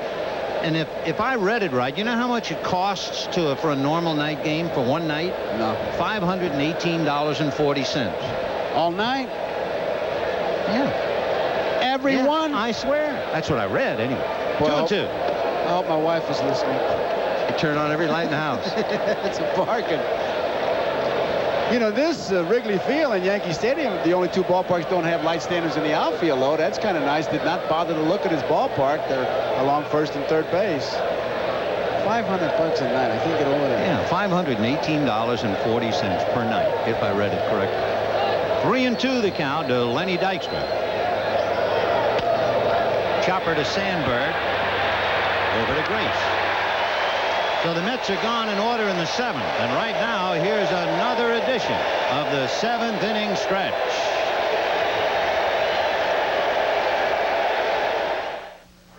Gatorade Thirst Quencher presents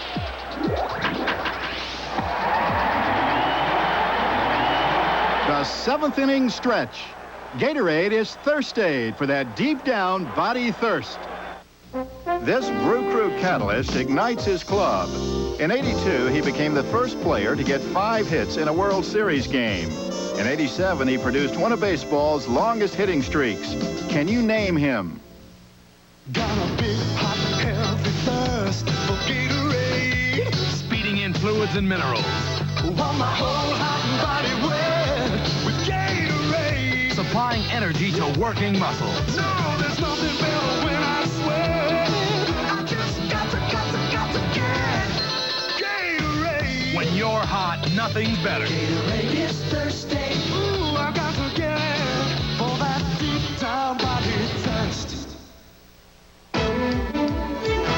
Sweet swinging Paul Molitor makes Milwaukee motor.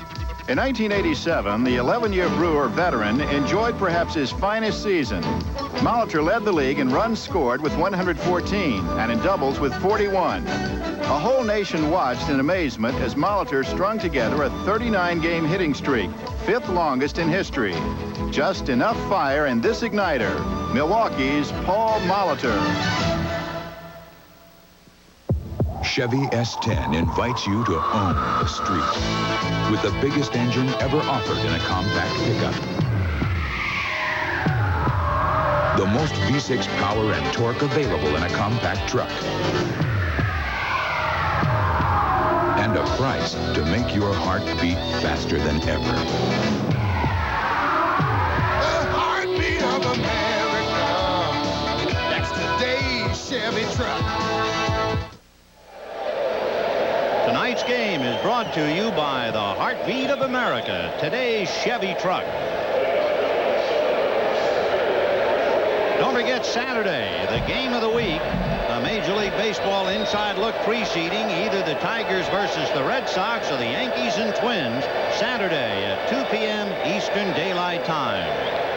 But tonight's the night, Josephine, bottom of the 7th. Mitch Webster, Rafael Palmeiro, and Damon Berryhill in a 2-2 tie. Webster flied to right and hit back to the box, 0 for 2.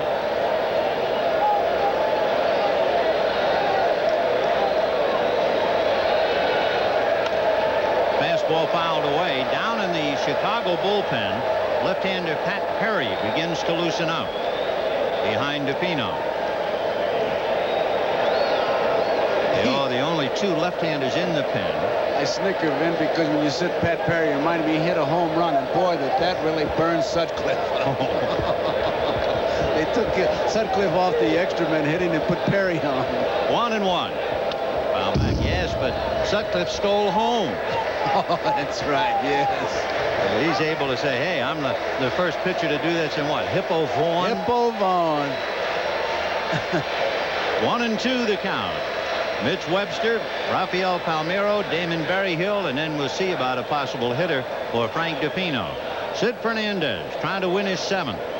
He is 6-9, but the Cubs have beaten him twice this year already. Got him. Fastball on the outside corner. I'll tell you, that fastball he threw right there makes me wonder about the pitch selection in that previous inning.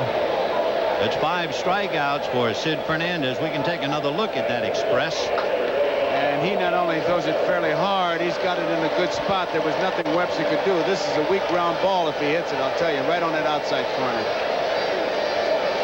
So the batter is Rafael Palmeiro, who grounded to the right side and then hit that fly ball over the head of McReynolds, who went back to get it, tried to turn, and fell down. And a base hit to right field.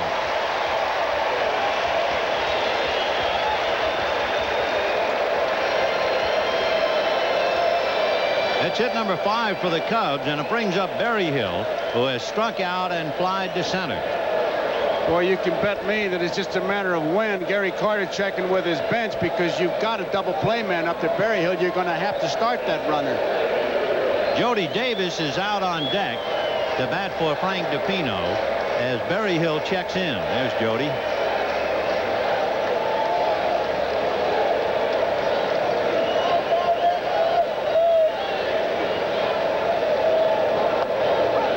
Fastball is low, ball 1. Rafael Palmeiro, standing over at first, has stolen 7 out of 8. Hernandez is going to go in and remind Fernandez not only about the base runner, but, hey, possible hit and run, keep him close, bear down, all kinds of things he's going to pass on. And Roger McDowell gets up in the New York Mets bullpen. So there's Roger with 1 out, bottom of the 7th inning in a 2-2 tie. So one thing they missed about Hernandez when he was out is just little things like that. Keep putting their feet to the fire. 1-0. Now he's behind 2-0 to Berryhill. Berryhill had a chance to get a tying run home in the 5th inning. He had Palmeiro at third with 1 out. Hit a fly ball to shallow center. You know he's got the hit sign here. It's just a matter of he's going to put a play on here. 2 balls, no strikes. Backman and Johnson squared away around second. And the ball hit foul down the right field line, back into the seats, out of play, and the count 2-1. All night long, Vin, this has been the count where they've been taken off. Let's see what happens on this one. Javier flashing signs. He got his instructions from Zimmer. Berryhill, who's only played in 50 games, has grounded into 6 double plays. He has struck out more than 20% of the time.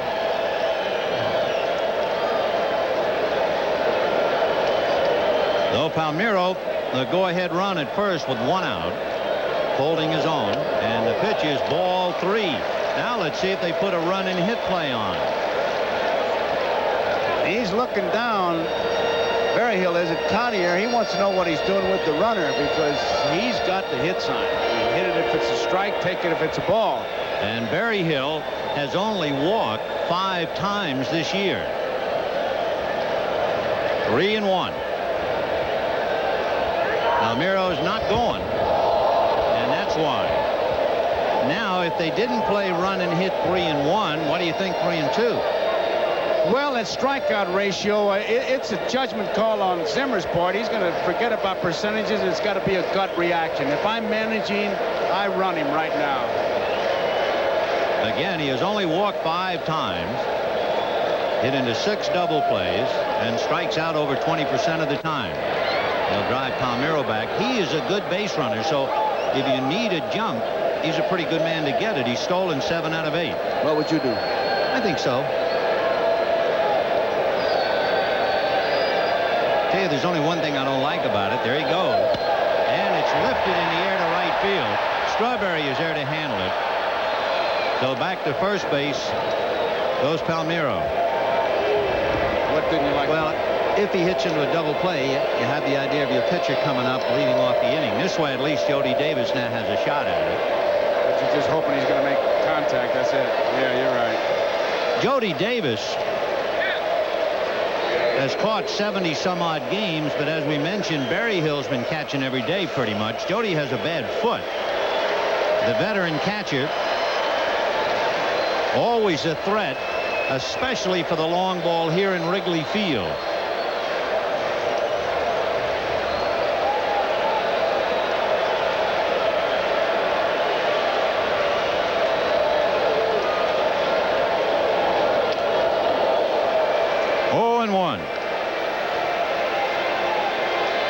Jody doesn't have a pinch hit home run this year. Last year, he hit a home run against every team in the league.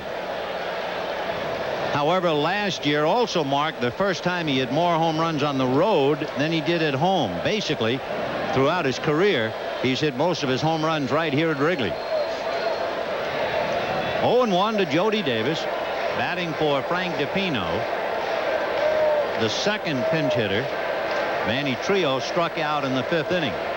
And we'll see Pat Perry pitching to the Mets in the 8th. Sid Fernandez trying to get out of it here in the 7th. No balls, 1 strike. 1-1.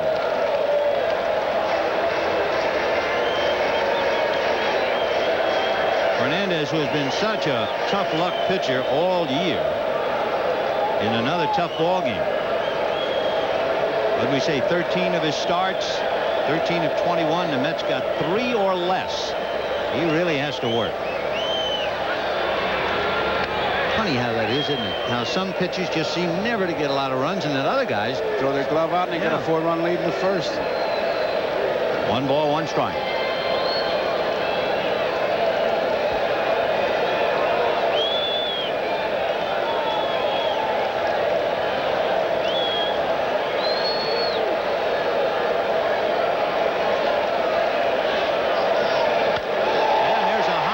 To center, back goes Dykstra, way back at the ivy, can't hold on to it.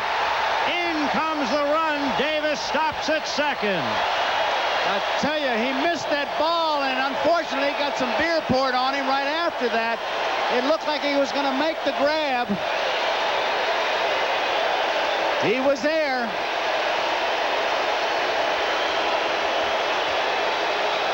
What a great effort by Lenny Dykstra to go high up into the ivy. He got his glove on the ball, but he couldn't hold it. And he got a soaking. You can see him. He gets back there in good shape. You see him look, and now he's on the warning track. Gives it a leap. It was in his glove. Certainly a catchable ball. And there you see the beer coming down. And for tough luck, Sid Fernandez, this is the play that takes him out of the game. It hit him right in the glove. It was a catchable ball.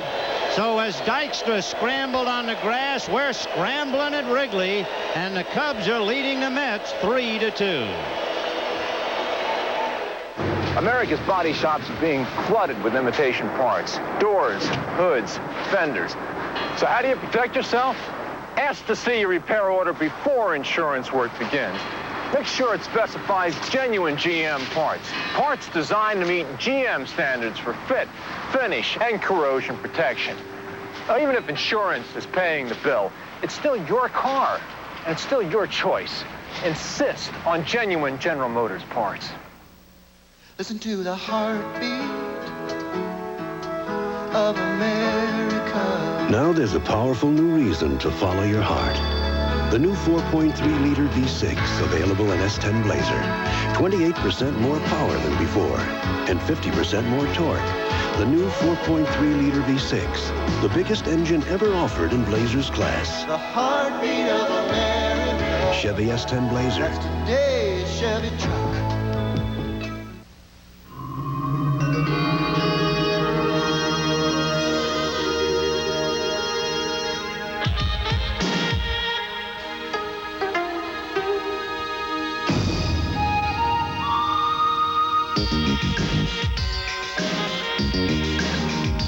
Seoul, a city of contrasts.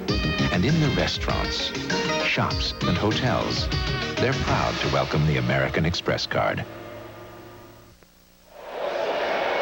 We've been talking about what a tough luck pitcher. I think this reaction on the ball hit by Jody Davis Fernandez says it all. It was catchable. He looks at it. He doesn't know what to do. Just doesn't know what to do or say. So Sid Fernandez runs out of luck again. Remember, he had his left fielder fall down on a catchable fly ball. He has his center fielder drop a catchable fly ball. And the Cubs are leading him 3-2. Dykstra and Kevin McReynolds have hurt him dearly. And Sid alone with some very troubled thoughts right now, as Sean Dunston is the batter and Darren Jackson is the runner for Jody Davis, ball one. And when you think about it, Don Zimmer is really gambling. There's only 2 innings left, but still there are 2 innings. His emergency catcher is Manny Trio, and he hit in the 5th inning. Now Jody Davis just batted, and he ran for Jody. So he has Damon Berryhill or nobody.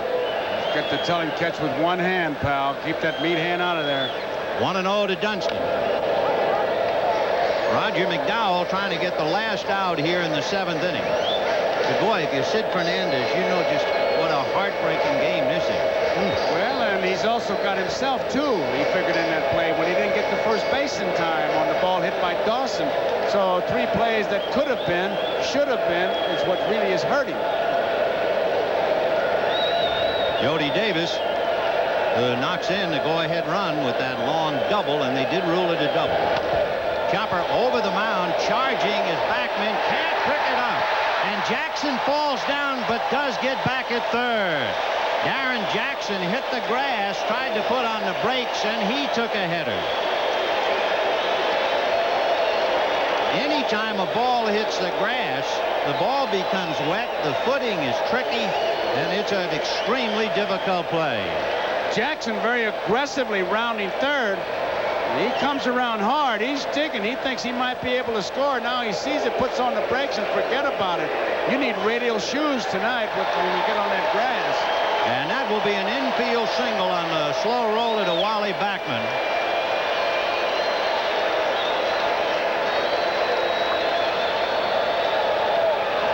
Well, to all you folks who are watching the Dodgers-Cincinnati game, welcome to a great one here at Wrigley Field. The first night game in history at Wrigley, and it is a dandy. The pitch to Ryne Sandberg is ball one. Sean Dunston at first.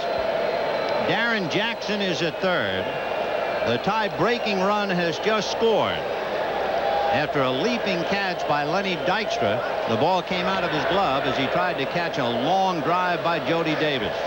The Mets had left fielder Kevin McReynolds slip and fall down on a ball that gave Vance Law a run and a triple to Palmeiro. So you're looking at a very unhappy and unlucky left-hander, Sid Fernandez.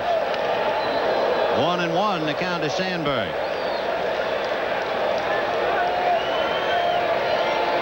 Here's the play. Wally Backman unable to handle the base hit off the bat of Sean. See him almost fall down. Anytime you are asked to field a ball on the grass, you're in trouble. We had torrential rains here in the Chicago area last night, and the field is still a bit treacherous. And they had it covered all night, but it is still wet. Of course, the outfield, we had Mitch Webster almost fall down, and we had Kevin McReynolds take a header.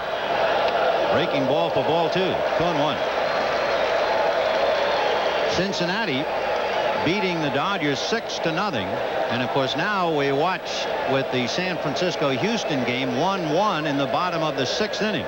So either the Astros or the Giants will get a little bit closer. The West is getting tight.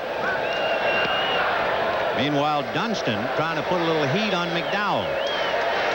Sean Dunston has stolen 15 out of 22, and then he stole his 16th base in the 6th inning. 2 out, a run over. The Cubs have scored a run in each of the last 3 innings. There goes Dunston. Big chopper into the hole. Base hit to left field. In comes Jackson. Dunston to third. 4-2 Chicago.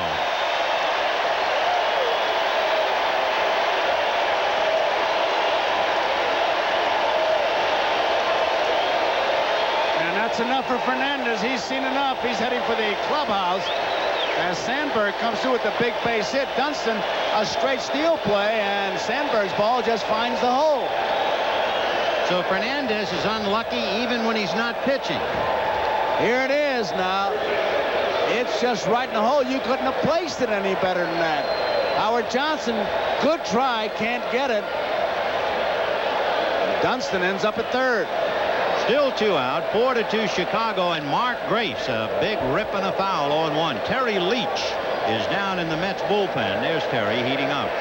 When the Mets come up in the 8th inning, they have Howard Johnson, Keith Hernandez, and Darryl Strawberry. Meanwhile, Montreal has come back into that game with Pittsburgh.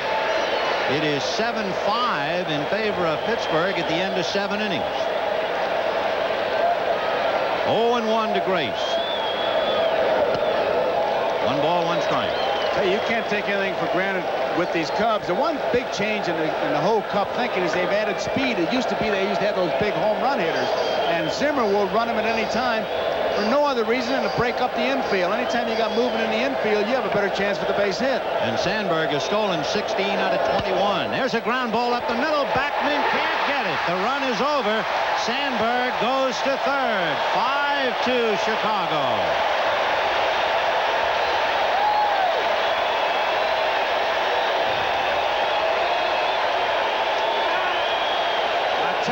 Clubhouse, you're going to hear things like, I didn't pick up the ball in time, or it was just a seeing eye ball just out of my reach, and that's exactly what's happening here. They just can't get to him. 5 hits in the inning for Chicago. It started, Webster struck out, Palmeiro single to right, Berryhill flied to right, then there was Jody Davis double off the glove of Dykstra, the infield single by Dunston, and singles by Sandberg and now Grace. A 3-run seventh, 5-2 Chicago, and Dawson at the plate, 0 for 3. 0-1. A rather sober Mets bench. -1, Sid Fernandez, who is charged with 4 runs. The 5th run is charged to McDowell. The McDowell sinker in the count, 1 ball, 1 strike. The Mets bullpen has been excellent, 18-8, and an earned run average of a little more than 2.5. 1-1. Came in on the hands, 1 and 2. To repeat, Howard Johnson, Keith Hernandez, and Darryl Strawberry due up in the 8th inning for New York.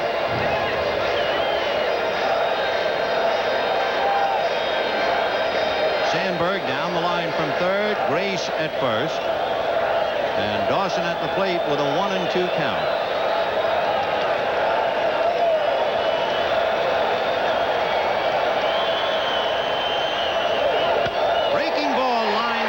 Base hit. Sandberg scores. Grace will draw a throw from Dykstra, and down to second goes Dawson.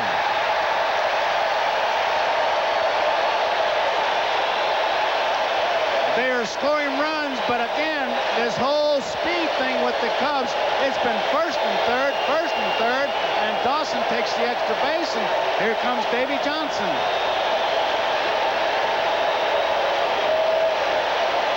Roger McDowell has not fooled anybody. He has given up 4 consecutive singles. Dykstra made it close, but when they let the ball go through, that gave Dawson the extra base at second. Prior to owning the Chevrolet, I had a Ford. Well, I switched to the Chevy because I like the looks better than the Ford. I found out that they had completely redid the truck. You need a 4-wheel drive truck. You don't want to have to get out and lock your wheels in. If you want to go into 4-wheel drive, you can just shift into it. This Chevrolet truck is the best vehicle I have ever owned. Heartbeat of America. That's today's Chevy truck. If you don't believe it, just go out and try it yourself. In Matilda Bay, there's only one thing that'll turn an ordinary night on the town into a night to remember. Matilda Bay Cooler. Little nip of the smooth refresher. Matilda Bay's a different kind of cooler, now made in the States. It's sensationally smooth, exotically refreshing, wildly unique. Try original fruit and new special dry. Take your taste away from the everyday. The Van Pattens meet the Yogi Berras. People ask us, what's a Jiffy Lube? Hey, what's a Jiffy Lube? Jiffy Lube is the place for car care convenience. In 10 minutes, the J-Team changes the oil with quality Pennzoil. Here comes the Pennzoil. Replaces the filter, fills the fluids, and lubes the chassis. 14 services. And free coffee. So welcome to Jiffy Lube. We'll take care of you like family. And Yogi, Jiffy Lube helps your car last longer. With Jiffy Lube, it ain't over until it's over. Soar beyond your expectations.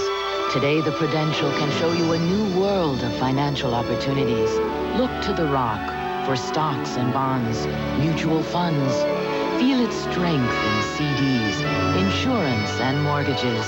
With the right choices, the right guidance, you can move mountains. The Prudential, your rock in financial services. What a wonderful and yet maddening game this game of baseball is, because if Lenny Dykstra catches this ball, the Cubs don't score in the inning. And I tell you, Vin, everything was perfect for him because it was on his glove side. He got up there, got back there in time, hit him right in the glove, and just didn't catch it. And because he didn't catch it, it is a 4-run 7th inning. And the Cubs have broken the game open. They lead 6-2.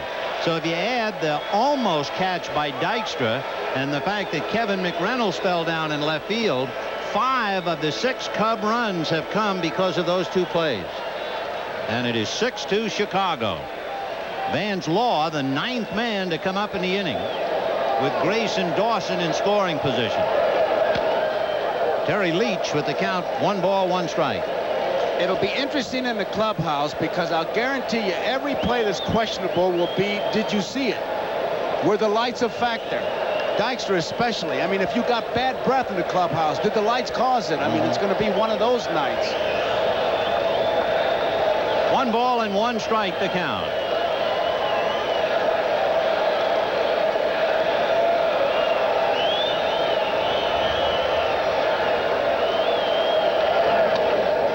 On the corner, a little slider for a strike. Leach trying somehow to stop the bleeding, and Vance Law saying good pitch to Paul Runge.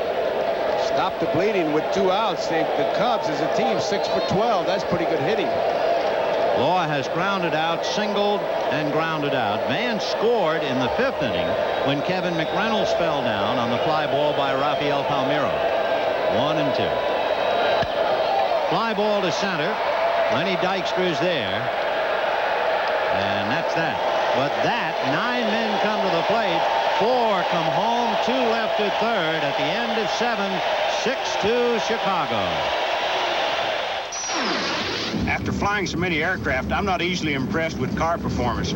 Then I drove the Cutlass Supreme pace car at the Indy 500. I was impressed.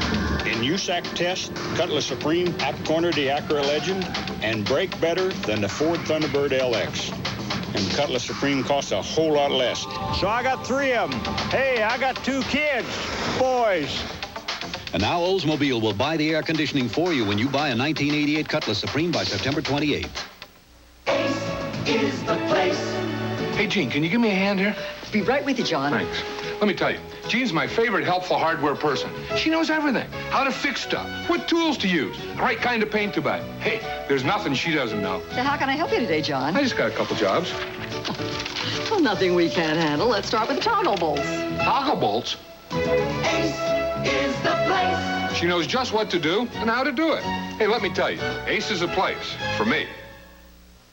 It took 2,000 years, but a revolutionary discovery is changing the way men think about coloring their gray hair. It's called Just for Men, from the leader in men's hair coloring. Simply apply Just for Men, and in 5 minutes, shampoo out. Your gray is blended away, leaving your natural-looking color. 5 minutes. Here, look at me.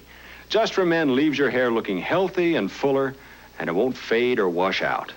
Just for Men, in the men's hair care section. In Matilda Bay, only one thing livens up a dull night at the movies. Coming soon, Skippy 4.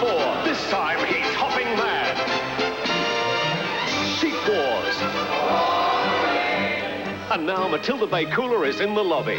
It's a different kind of cooler. Sensationally smooth, exotically refreshing, wildly unique. Try original fruit and new special dry. Now made in the States. Tonight's feature, Pause. Take your taste away from the everyday. Sunday, a baffling murder on live TV. Can Raymond Burr prove the man who fired the gun wasn't the killer? Perry Mason's case of a shooting star.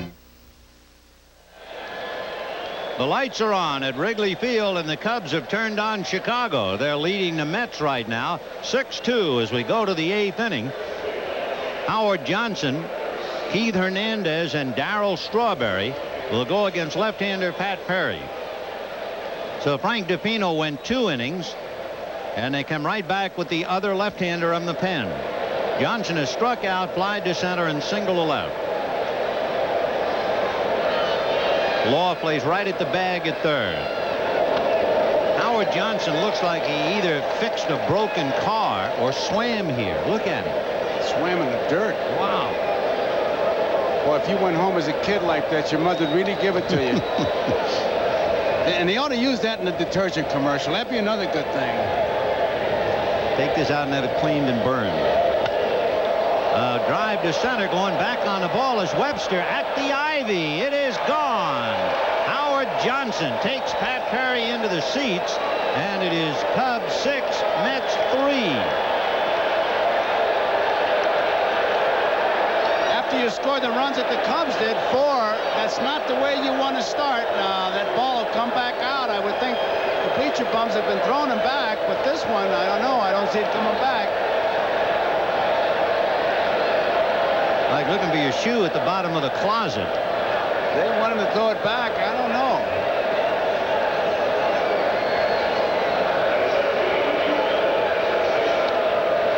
Keith Hernandez, who has grounded out twice and hit into a double play. The ball is now on the field, so timeout while it's retrieved. They threw the home run that Dykstra hit back, and now Johnson's ball comes back. It is 6-3 Chicago. Nobody out in the 8th. Howard Johnson, his second hit of the night. Frustrating in some respects, though, that fact that you only get one most of the time. 16 of the 20 solo. Keith Hernandez. Ball 1. The attendance tonight, 36,399.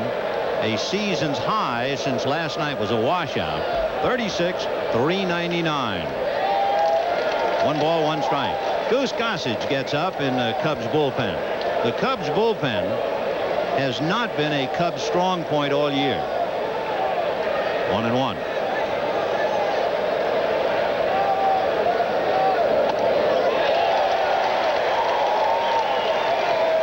Pittsburgh has opened the gap on Montreal. They're leading Montreal 10-5 now with that big 3 in the 8th inning. Look at St. Louis, 7 runs. Fouled away. Still 1-2.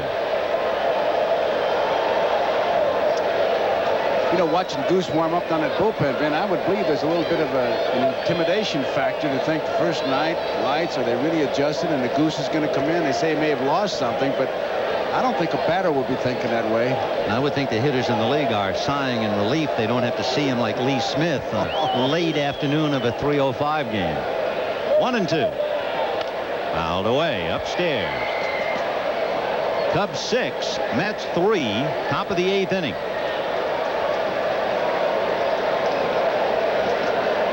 The Mets have been in first place since May the 3rd, and they have the credentials to deserve the spot.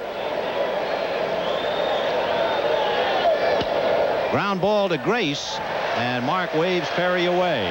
1 down. Time for another update. Let's go back to New York and to Gail Gardner. Thank you, Vin. With the Dodgers losing a key game in the NL West at the Astrodome, Giants' Jose Uribe loops the base hit to right center off Danny Darwin. Pinch runner Donnell Nixon scores. Giants Astros tied at 2 in the 8th. Let's go back to Vin and Joe at Wrigley. Where the Cubs leading the Mets 6-3, and Darryl Strawberry coming up. And they're starting the Darryl chant, which brings back the memories of '86 in Boston. But that's also the mark of the star, when they single you out. Biggest man in town. Yes, sir. Darryl with 14 home runs against left-handers of his 29, most in the National League. Fouled away. When you played, yes, were you aware of the crowd? Oh, yes. Constantly. I mean, some not players say, constantly, but I mean, you were aware of it. Like that Darryl chant, he knows that. Yeah. Sure. Well, some players that say that are just flat out lying. 1-1. How can you not know that? High foul off third, out of play. What about while the game is going on and there's a close play at second and the crowd roars? You hear that? No, that you don't hear. A tag play at the plate, the screaming and all that. You don't hear that. Only your own. 1-2 to Darryl Strawberry.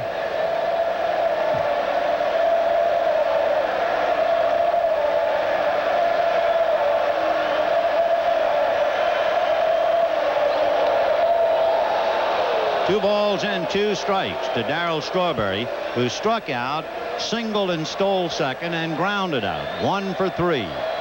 They talk about bat speed. Mike Krukow says he can hear the bat from the mound when Strawberry swings and misses. And he didn't get much of it. A little fly ball into shallow left center, and coming in and over is Palmeiro.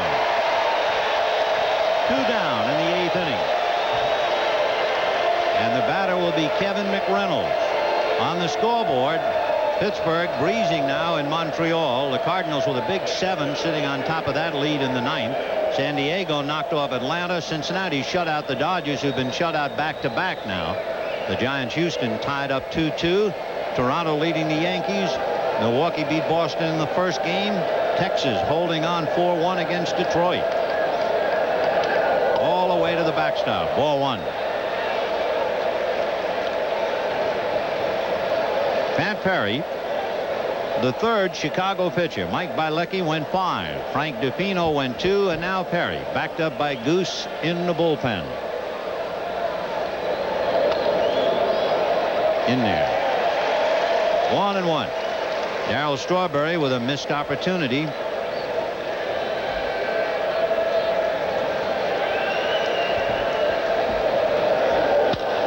High fly ball into right center. It's playable, and Andre Dawson is there.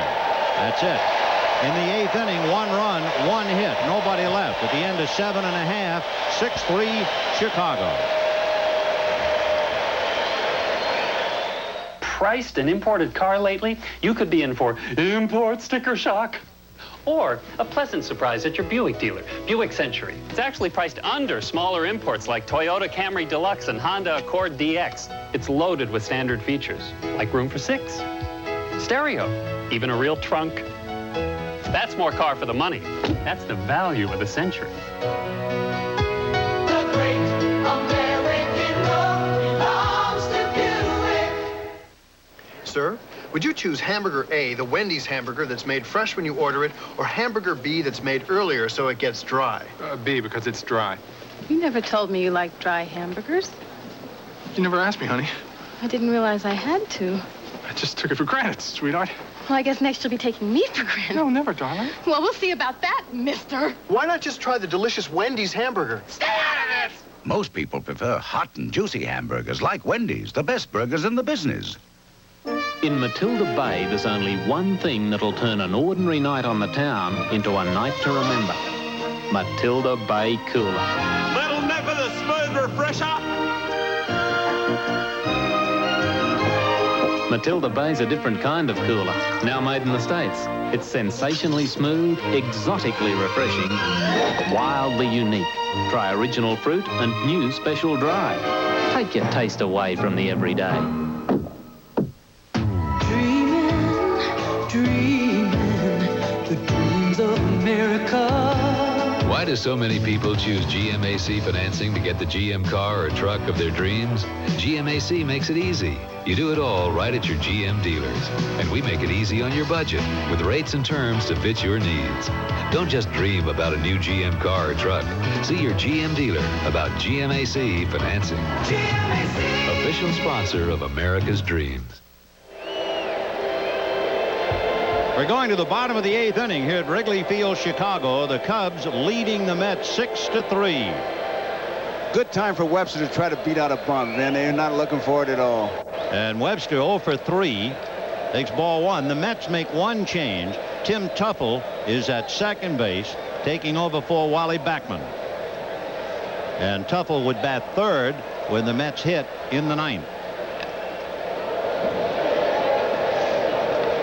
1-1 to Webster.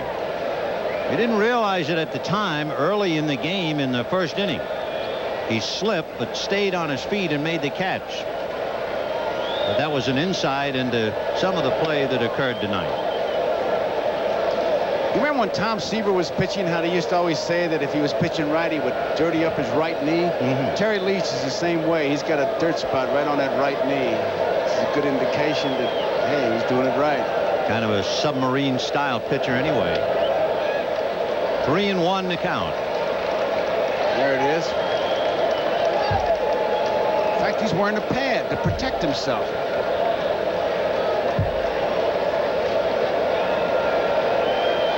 Three balls, one strike. Fouled away. I don't think David Cone is back up on the top step again. Not since early in the game. Lee Mazzilli has taken his role. Here's that delivery. Watch that right knee, how low he gets, and he scrapes the ground with it. There it is, right there. Bounces on it. I remember an expression a Scotch caddy told me once about curtsy to the hole, meaning use your legs. He's curtsying to the plate. And down goes Mitch Webster. 1 out in the 8th. Friends, this telecast is presented by authority of Major League Baseball, may not be reproduced or retransmitted in any form without the express written consent of Major League Baseball. 1 down in the 8th, and Rafael Palmeiro grounded to second, hit a fly ball to left that normally Kevin McReynolds would catch, but in the wet underfooting, McReynolds slipped and fell down, and it gave the Cubs a run in the 5th inning. Then last time up, he had the first of a half a dozen Cubs hits in the 7th inning when he singled sharply to right. So they had 6 hits in the inning, and they had 5 hits with 2 out in the 7th. Off speed, and he popped it in the air foul. Keith Hernandez coming over, hoping the ball will come back. Fights the crowd, can't get it. The fan did, however. He could have made that play, but anytime that ball's in the stands, then the fan can't catch it. But if the fan would reach over, then the umpire. Now watch, that ball is in the stands. He's right there. He can make that play, but the fan is doing the right thing by trying to catch it. You see, Keith tried to get up on that camp chair, and the chair tilted over. He couldn't look to get his balance. I think he might have caught it if he was able to get up on that chair. He'd have had a tough time with those Cubby fans over there, but if they'd have reached over, then that's the fan interference. Charlie Williams right there on top of the play. 0-2 to Ralph Palmeiro. Fouled away. You know, that pitch he hit, Vin, is really a tough one to lay off of because it's that high rising submarine American Legion roundhouse job. Big changeup, and Palmeiro wound up on it. It keeps coming up and rising. I guess you do have a tendency to hit under that. Oh, most of the time. Yeah. 1-2. To look ahead, in the 9th inning, the Mets will have Gary Carter, Dave Magadan, and Tim Tuffle against left-hander Pat Perry, with Gossage heating back up. 1-2. Lined over the head of Hernandez and down the line for the hit. Strawberry up with the ball, Palmeiro holding, so Ralph is 3 for 4. That was that slow let-up pitch. He got it up high, and this time Palmeiro was waiting for it and kind of tommy-hawked it down. He's got a good cut at this one. It's high. Now watch this swing. It's right on top of it. He hits it hard. Palmeiro, who extended his hitting streak to 18, has 3 hits and 4 at-bats. Damon Berryhill and Jerry Mumphrey is out on deck. Strike. So with the right-hand hitters, Carter and Tuffle due up. Looks like they're going to lift Perry. Counter with Goose Gossage. 0-1.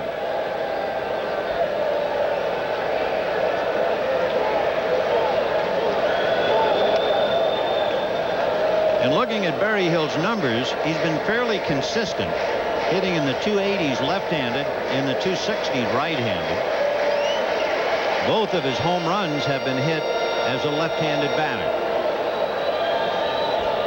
1-1.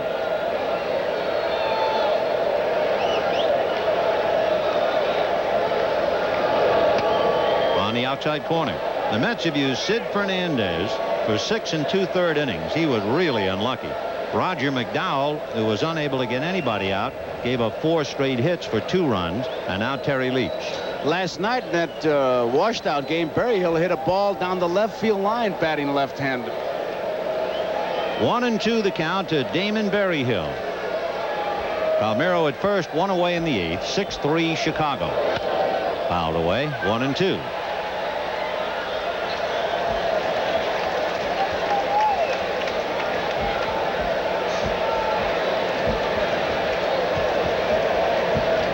This is the first game of the series.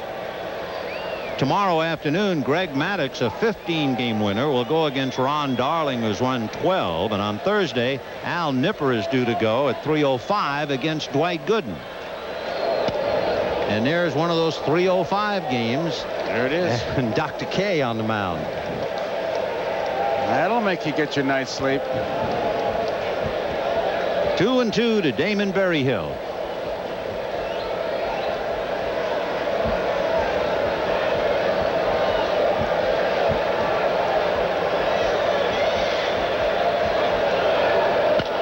Big chopper over the head of Hernandez and into right field, but Tuffle runs it down. However, under a full head of steam, Palmeiro winds up at third. Palmeiro never did hesitate. Tuffle really hustling after that ball. He tried to get it back in the infield as soon as he could because he couldn't get much on his throw. He was off balance when he came up with the ball. High bouncer, unusual in this ballpark. You don't see many of those. Now, Tuffle, as soon as he gets it, you see he's running away from it. He can't get much on it. So he gives it to Howard Johnson, but it's too late. And Palmeiro, he doesn't hesitate. Well, he looked back a little bit, but he had third base on his mind all along. Now, Jerry Mumphrey, a switch hitter coming up with runners at first and third and one out, and the Cubs leading 6-3. Mumphrey hitting only 145, all of it from the left side. He hadn't had an at-bat right-handed. Ball one.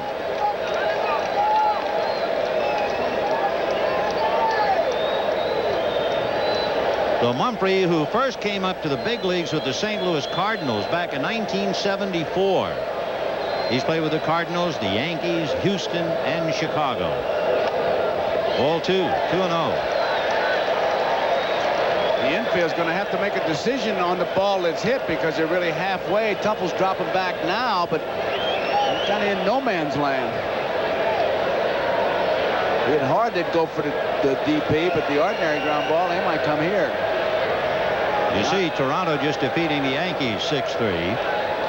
2-0 the count to Jerry Mumphrey. That's a strike. Last year, Mumphrey hit .410 at night.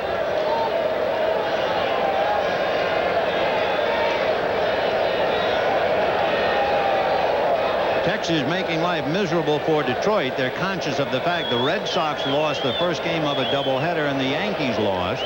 The Texas leading Detroit. That's a strike. And for Houston leading the Giants 3-2. If Houston hangs on, they would be a half a game out of first place in the National League West since the Dodgers lost. Don Zimmer, meanwhile, trying to hold on to and increase a 6-3 lead. Terry Leach working hard here in the 8th inning. Palmeiro at third, Berryhill at first, one out, 2-2 to number 22, Jerry Mumphrey. Got him. In a spot like that, managers just don't like that kind of a swing. He tried to fight it off, chased the bad ball.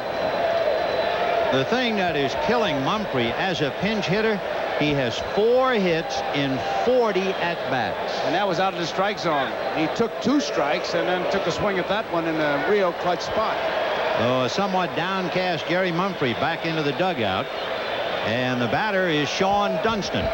Lined out, hit back to the box, single to left, and hit that slow roller that Backman was unable to handle in the 7th inning. Hard to get 2 called strikes on this fella. He hits the first pitch at chopper third. Magadan on the run gets him, and the inning is over. No runs, 2 hits, and 2 left. For the Mets, it'll be Carter, Magadan, and Tuffle due up in the 9th.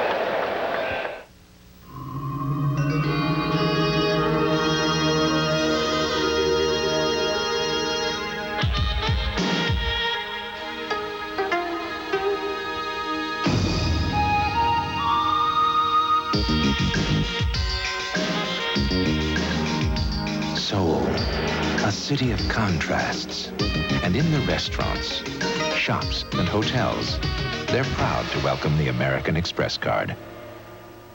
The totally new Buick Regal. There's nothing like it on the American road. Out on the horizon, the heart of a Buick, the start of a regal new day. The great American road was made for Regal. It's a Regal reward. It's the way it should be in this Regal American land. The great American road.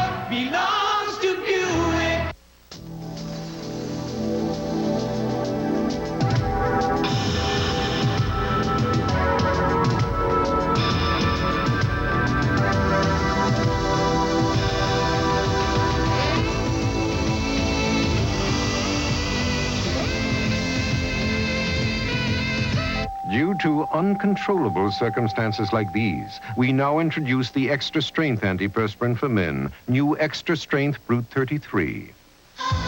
Deep in the cellar of the brew house, a beer was brewed with the finest Bavarian hops. For a taste so rare, so smooth, the kegs had to be guarded by lions. The beer was Lowenbrau, German for the Lion's Brew. And today, that hearty taste is still carefully guarded under license and authority of Lowenbrau, Munich. Lowenbrau, the Lion's Brew. Called for in America and around the world. We go to the ninth inning here at Wrigley Field, Chicago. The night of nights and the night of lights for the home club. And so far, they're making the most of it, leading 6-3. Goose Gossage to Gary Carter. 1-1. Do you think the first pitch might be a changeup from Goose? He really reared back and pumped that one. Gossage, a mainstay of the pen with those 11 saves. And Gary Carter 0 for 2 with a walk. 6-3 Chicago, ninth inning. 1 ball and 1 strike. The Mets got 2 runs in the 5th inning on a home run by Lenny Dykstra and added 1 more on the home run by Howard Johnson. And there's a shot inside third and down the line. Carter takes a look and he's going to leg it for 2. And Palmeiro gets the ball back into Dunston. So this one is a long way from being over as Carter doubles and Dave Magadan will be the batter with Tim Tuffle to follow. Law not guarding the line, and it just gets right by him. I'm sure they just felt that Carter could not pull Goose Gossage that much, but obviously he could because there he is at second base.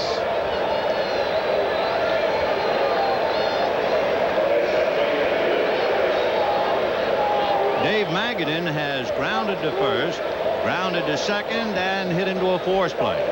So Magadan 0 for 3. 0-1. Goose had to relearn how to come set because he's one of those guys that hardly stopped, and the balk ever present, the threat of the balk.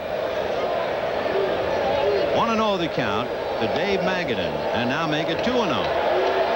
It's the new strike zone right there. That ball looked like it was a strike, but too high. And this crowd a little bit uneasy and a little restless, and they're going to get somebody else up down in the bullpen for the Cubs.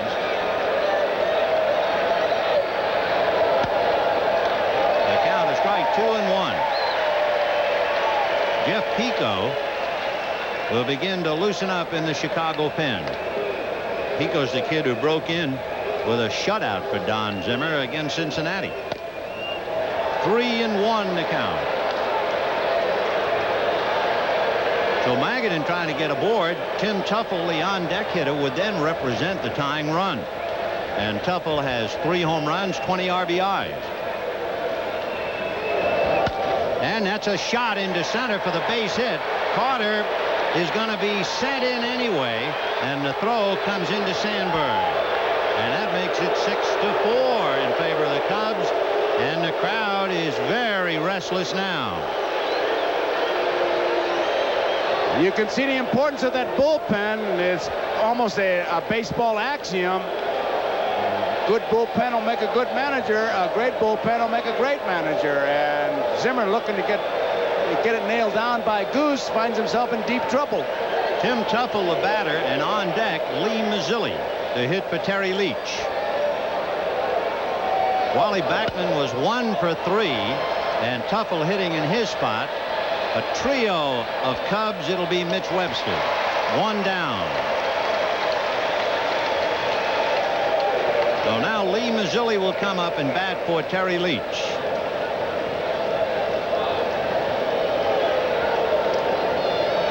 Mazzilli hitting 154. However, he is a much better pinch hitter. In 22 at-bats, he has a half a dozen hits and a half a dozen runs batted in.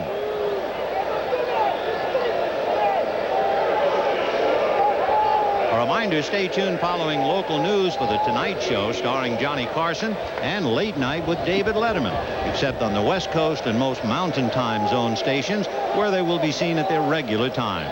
Joe Aldebelli now telling Mark Grace, get off the bag at first. Pretty obvious. The big run is in the batter's box. That's the one you worry about. Get that hitter.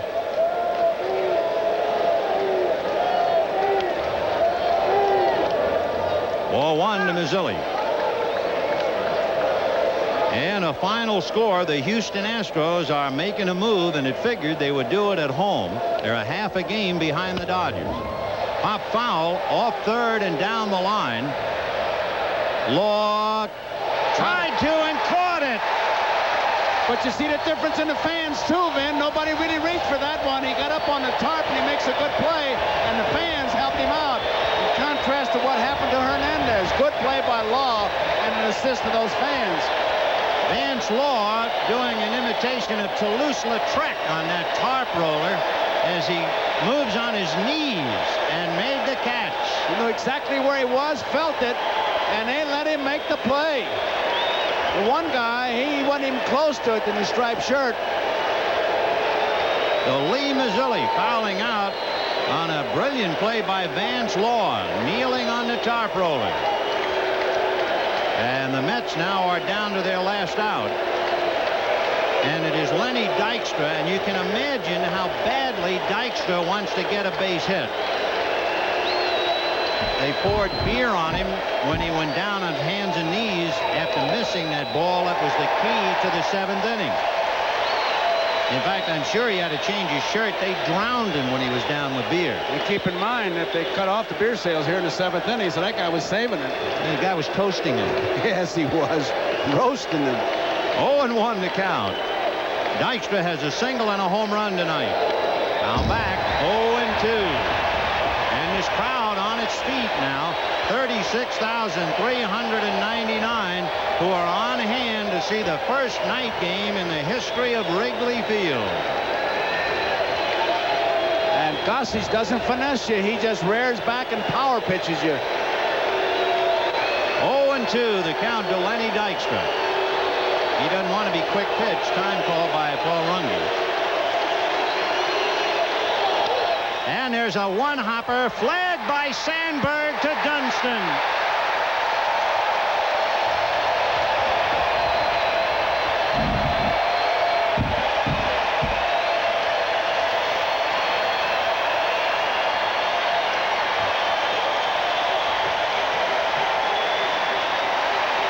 Well, it's a long way to October, but for the Cub fans, you can see this was more than just your everyday win.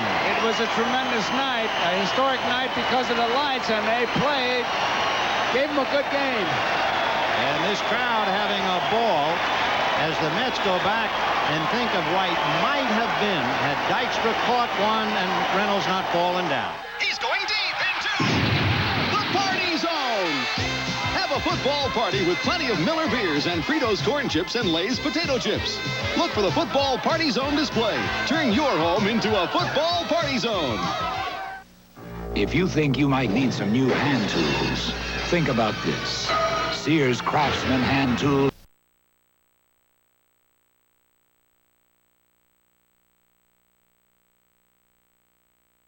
He's improved in terms of number of change-ups and curveballs, but I think he's still a boy that lives with the fastball when he gets in a jam. If he falls behind, he's got to go to the fastball. We're very encouraged. I'm not sure that 88's the year for him. I think maybe 89 will be his year. Jim, we've heard so much the last couple of years about Dwight Smith, the outfielder.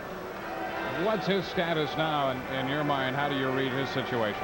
Well, I think Dwight Smith is another guy. When you talk about prospects, everybody talks about tools. I've made a lot of speeches this year to the scouts and minor league people about tools. The easiest thing in the world to say is a guy who's got a lot of tools. The hardest thing to say is he's a baseball player. He knows how to play. He's an instinctive player. He does the right thing, and he can help you win baseball games. I'd much rather read that than he has tools. I think that Dwight Smith needs work offensively in terms of being consistent on the bases. He needs to be consistent in the field. He's a mistake-type player with great tools. We have hopes that he's going to develop, but again, it may take him some time. I know that number one, you're not going to want to get into specifics, but we hear all the trade rumors around and lack of trades. Of course, the Red Sox just made the deal a week or two ago to get Boddicker. The Orioles then looking for some young players.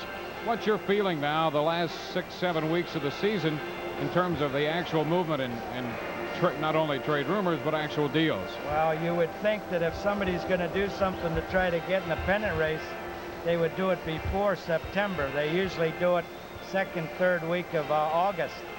We're just now getting to that point. As a matter of fact, there is some interest, general interest, about what teams want. And I think it's accurate to say that some of the contenders are looking for pitching, and some of the contenders are looking for people to help them pinch hitting or come off the bench or whatever. I've had conversations with several teams. When I try to get specific, and to answer your question, I can't be specific because I haven't gotten anybody else to be specific with me. So I think I'm going to just try to be patient and ride it out. Jimmy, our team's now a little more hesitant to make that trade for the real good pitcher in August and give away 3 kids that probably would be, maybe a year away at the major league level? Well, I think some are and some aren't. It depends on the patience of that particular team. It also depends on the contract of the player you're talking about. But I think you're right in one sense that I've talked to a couple of clubs who said we're going to try to win it, but we're not going to mortgage our ball club for the sake of 1988. Everybody says, well, you get 2 or 3 good players, young players for somebody. Up to now, they've been reluctant to give up 2 or 3 good young players. I think ball clubs in general are getting more patient about protecting their prospects, and I hope that we can continue to show that patience. You know, you made 2 deals that kind of went unnoticed under the veil of the Lee Smith trade. The one was the acquisition of Vance Law as a free agent, which has turned out to be just an outstanding thing for the Cubs. The other was trading Leon Durham and getting Pat Perry. A lot of people said, well, who exactly is Pat Perry? And yet he's turned out to be a pretty good player. You have to be very proud of those 2 deals. Well, that's nice of you to say that. I feel pretty good about that. I feel pretty good about a couple of the other trades, too.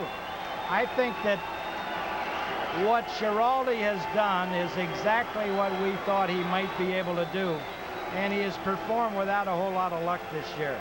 I think you could say that Sutcliffe and Moyer and Schiraldi all have pitched without having a whole lot of luck. They go through periods where they pitch 5, 6, 7 inning ball games, and they haven't had the backing of runs. I'm still happy with the Schiraldi-Lee Smith trade. There were other conditions. You know, one of the things that gets hidden in all of this baseball and football and basketball publicity is that sometimes we can't always tell the whole story. The media tells what they can tell, and we tell what we can tell, but none of us really tell the whole story. With the information that I had and the belief that I have in what we wanted to do here in Chicago with this particular team, I still feel very good about all the moves we've made. I think this attitude and this group of players is a foundation. A lot of the people that I talk to downtown tell me that they love watching this ball club, and for the first time in a long time, going into middle of August and into September, there's hope for the future. There's real hope. There's hope that people like Grace and Dunston and Palmero and Maddox and Moyer and Pico and many other young guys are going to get better. And I feel pretty good about trying to be part of that, and I feel good about trying to promote it for the future.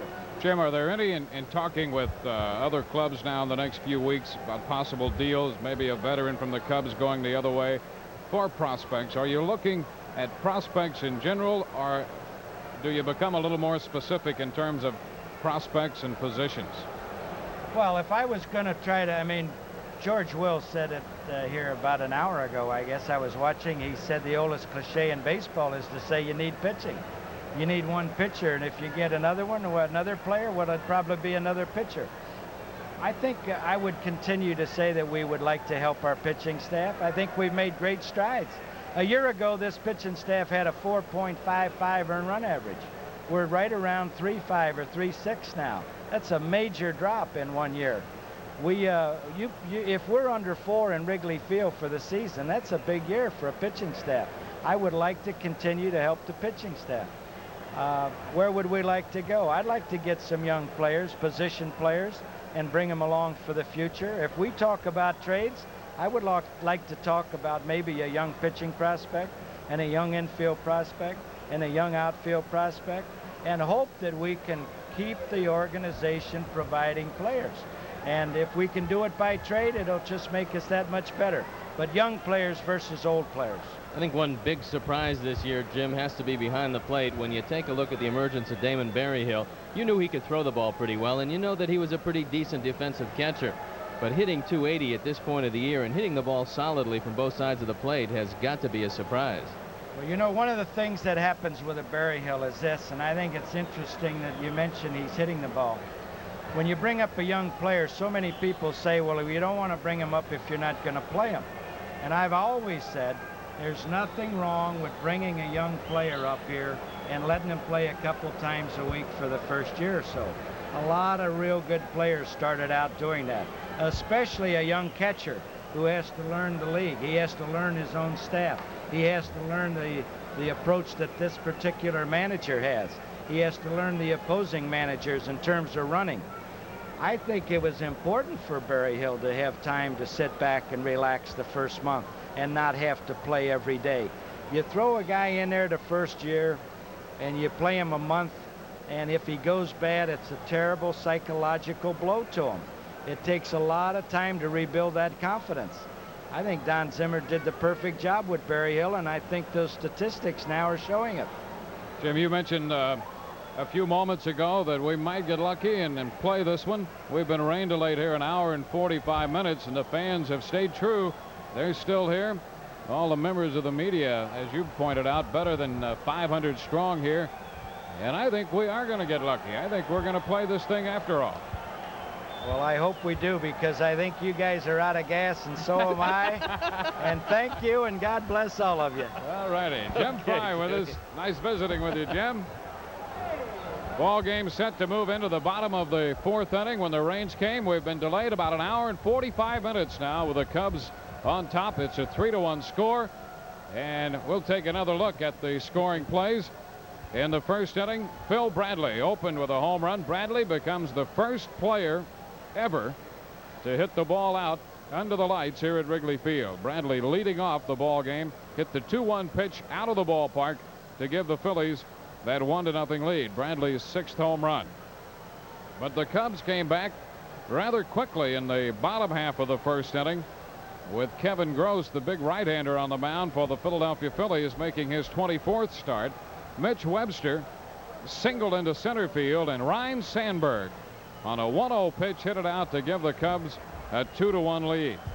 Coincidentally, the Phillies, who played the Cincinnati Reds in the first Major League night game ever in 1935, lost that game 2-1. But the Cubs were to add another run in the third when Rafael Palmeiro singled into right, scoring Ryne Sandberg, who had opened the inning with a walk, had stolen second, been bunted over to third, and scored on the single by Rafael Palmeiro. Don Zimmer looking on as two guys in tuxedos continue with the show. And look who we got in the middle now. Hey, Tom Dreesen. And you said that well together, by the way. You know, there's room. The Everly brothers came back. You guys could come back. I'm telling you, we got the format. Sit in a baseball broadcasting booth, wear tuxedos, and just keep bringing people in. This has been one of the most exciting nights of my life, I have to tell you. It's been one of the more exciting nights of our lives, too. And are we happy you're here? Yes. I don't think we can express how happy we are. I mean, I was watching you guys in the Stadium Club, and there's no threat of you guys ever kicking Letterman I'll tell you off what, the air. if you've got 30 minutes, come on, Steve. This is really, I'll tell you something interesting. Before the game started, Jim Dowdle, the CEO of Tribune Broadcasting, I said to him, and this is the God's honest truth, I said, Jim, I'll bet you $10 who will hit the first home run on the Phillies, and I'll bet you $10 who hit the first home run on the Cubs. And he said, okay. He said, who do you want? I said, I want Chris James of the Phillies. He said, I want Bradley. Truth. I said, okay. Who do you want on the Cubs? He said, I'll take Dawson. I said, I'll take Sandberg. So you broke even. And we broke even. I couldn't believe Bradley walks up and hits one out of the park. Sandberg walks up. I'm in the wrong business, you know.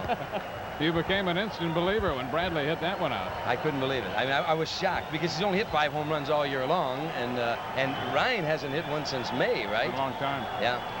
The fans are getting pretty anxious here because the rain seems to have held off for some time now, and yet nobody's come out to do anything about the tarp. But I think we're getting to the time when they're going to start taking it off. Yeah, I think so too. I think we're going to play this game. Incidentally, I'm here for the duration, fellas. I'm not ever going back to California. I flew in for this game, and if this game takes 6 months, I'm here. It may. And it may as well. So what are you 4 up months to? already. Yeah, what are you doing? Well, you know, one of the reasons that I'm in town, the Bally Grand Hotel and Casino in Las Vegas is roasting Harry Carey on November 19th, and I'm the roast master. And it's $100 a plate, black tie affair, and all the proceeds go to Maryville Academy, which you know is for abused orphans out here. And Harry has graciously accepted the honor of being roasted. And Mr. Frank Sinatra is going to be the honorary chairman, and a lot of us are coming in for that event. And for those of you who want to be there, they can call area code 702-739-4111. United Airlines is offering a big discount. You can call United Airlines about that. The Bally Hotel is offering a big discount for that weekend because all the proceeds go to charity. But it's going to be a Chicago weekend in Las Vegas on November 19th. And there are a lot of Chicagoans in Las Vegas already. Steve and I thought we'd go a couple of weeks early just to polish the routine. And I get think acclimated. so. You know, there's a chance of you guys working in the lounge. Seriously. And remember, that's how Wayne Newton started, so don't knock it. You know, you guys, and I, you know, Steve, I've been on the golf course with Steve, and he loves to gamble, so I know that he'll lose at least $4 or $5 in the 3 days that he's there. He picked up dinner the other night, though. I want you to know that. On his behalf, under oath. He did. You know, I saw him. There's a lot of things you can tell me. You can't. If you look up the word parsimonious in the dictionary, there's a picture of Steve Stone right alongside. No, I have the check bronze back home. I still have. In fact, occasionally I bring it to the park to show him just to remind me. All right. I've gone to his own restaurant in Phoenix, Arizona, and when the check came, he somehow was in the John. It was over $10. I told you, if you can keep it under 10, you're going to be in good shape. I'll go along with that. How'd you like the opening ceremonies of this one when Billy Williams and Ernie Banks went out there? It had to be just a thrill for everybody who has been associated with Chicago baseball for many years. It was really emotional. I mean, I grew up in Harvey, Illinois, as you guys know. I grew up in White Sox territory as a boy. I was the only Cub fan really in that neighborhood, and when I was 7 years old, I could take a punch better than any kid in my neighborhood. It's true, the Polish kids in my neighborhood, Tommy Shuntek, Switek, Joe Hazier, they were all the Polish kids in my neighborhood were White Sox fans. And so whenever I would, you know, cheer for the Cubs, you know, I ended up having to a slight fisticuffs.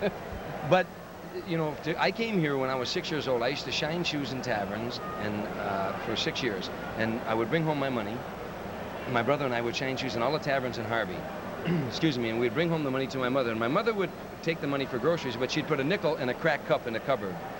And after she got enough money, she would say to my brother and I, take the elevated train downtown, I mean the IC downtown, then the elevator to Wrigley Field, and we would sit out in the bleachers, and we would watch players like Andy Pafko, Wayne Terwilliger. I remember names no one remembers, you know. Of course, Dee Fondy, Phil Cabarretta, you know, before Dee Fondy, players like that. Nicholson, Bill Nicholson. I remember these as a kid, little kid growing up, and I'm aging myself.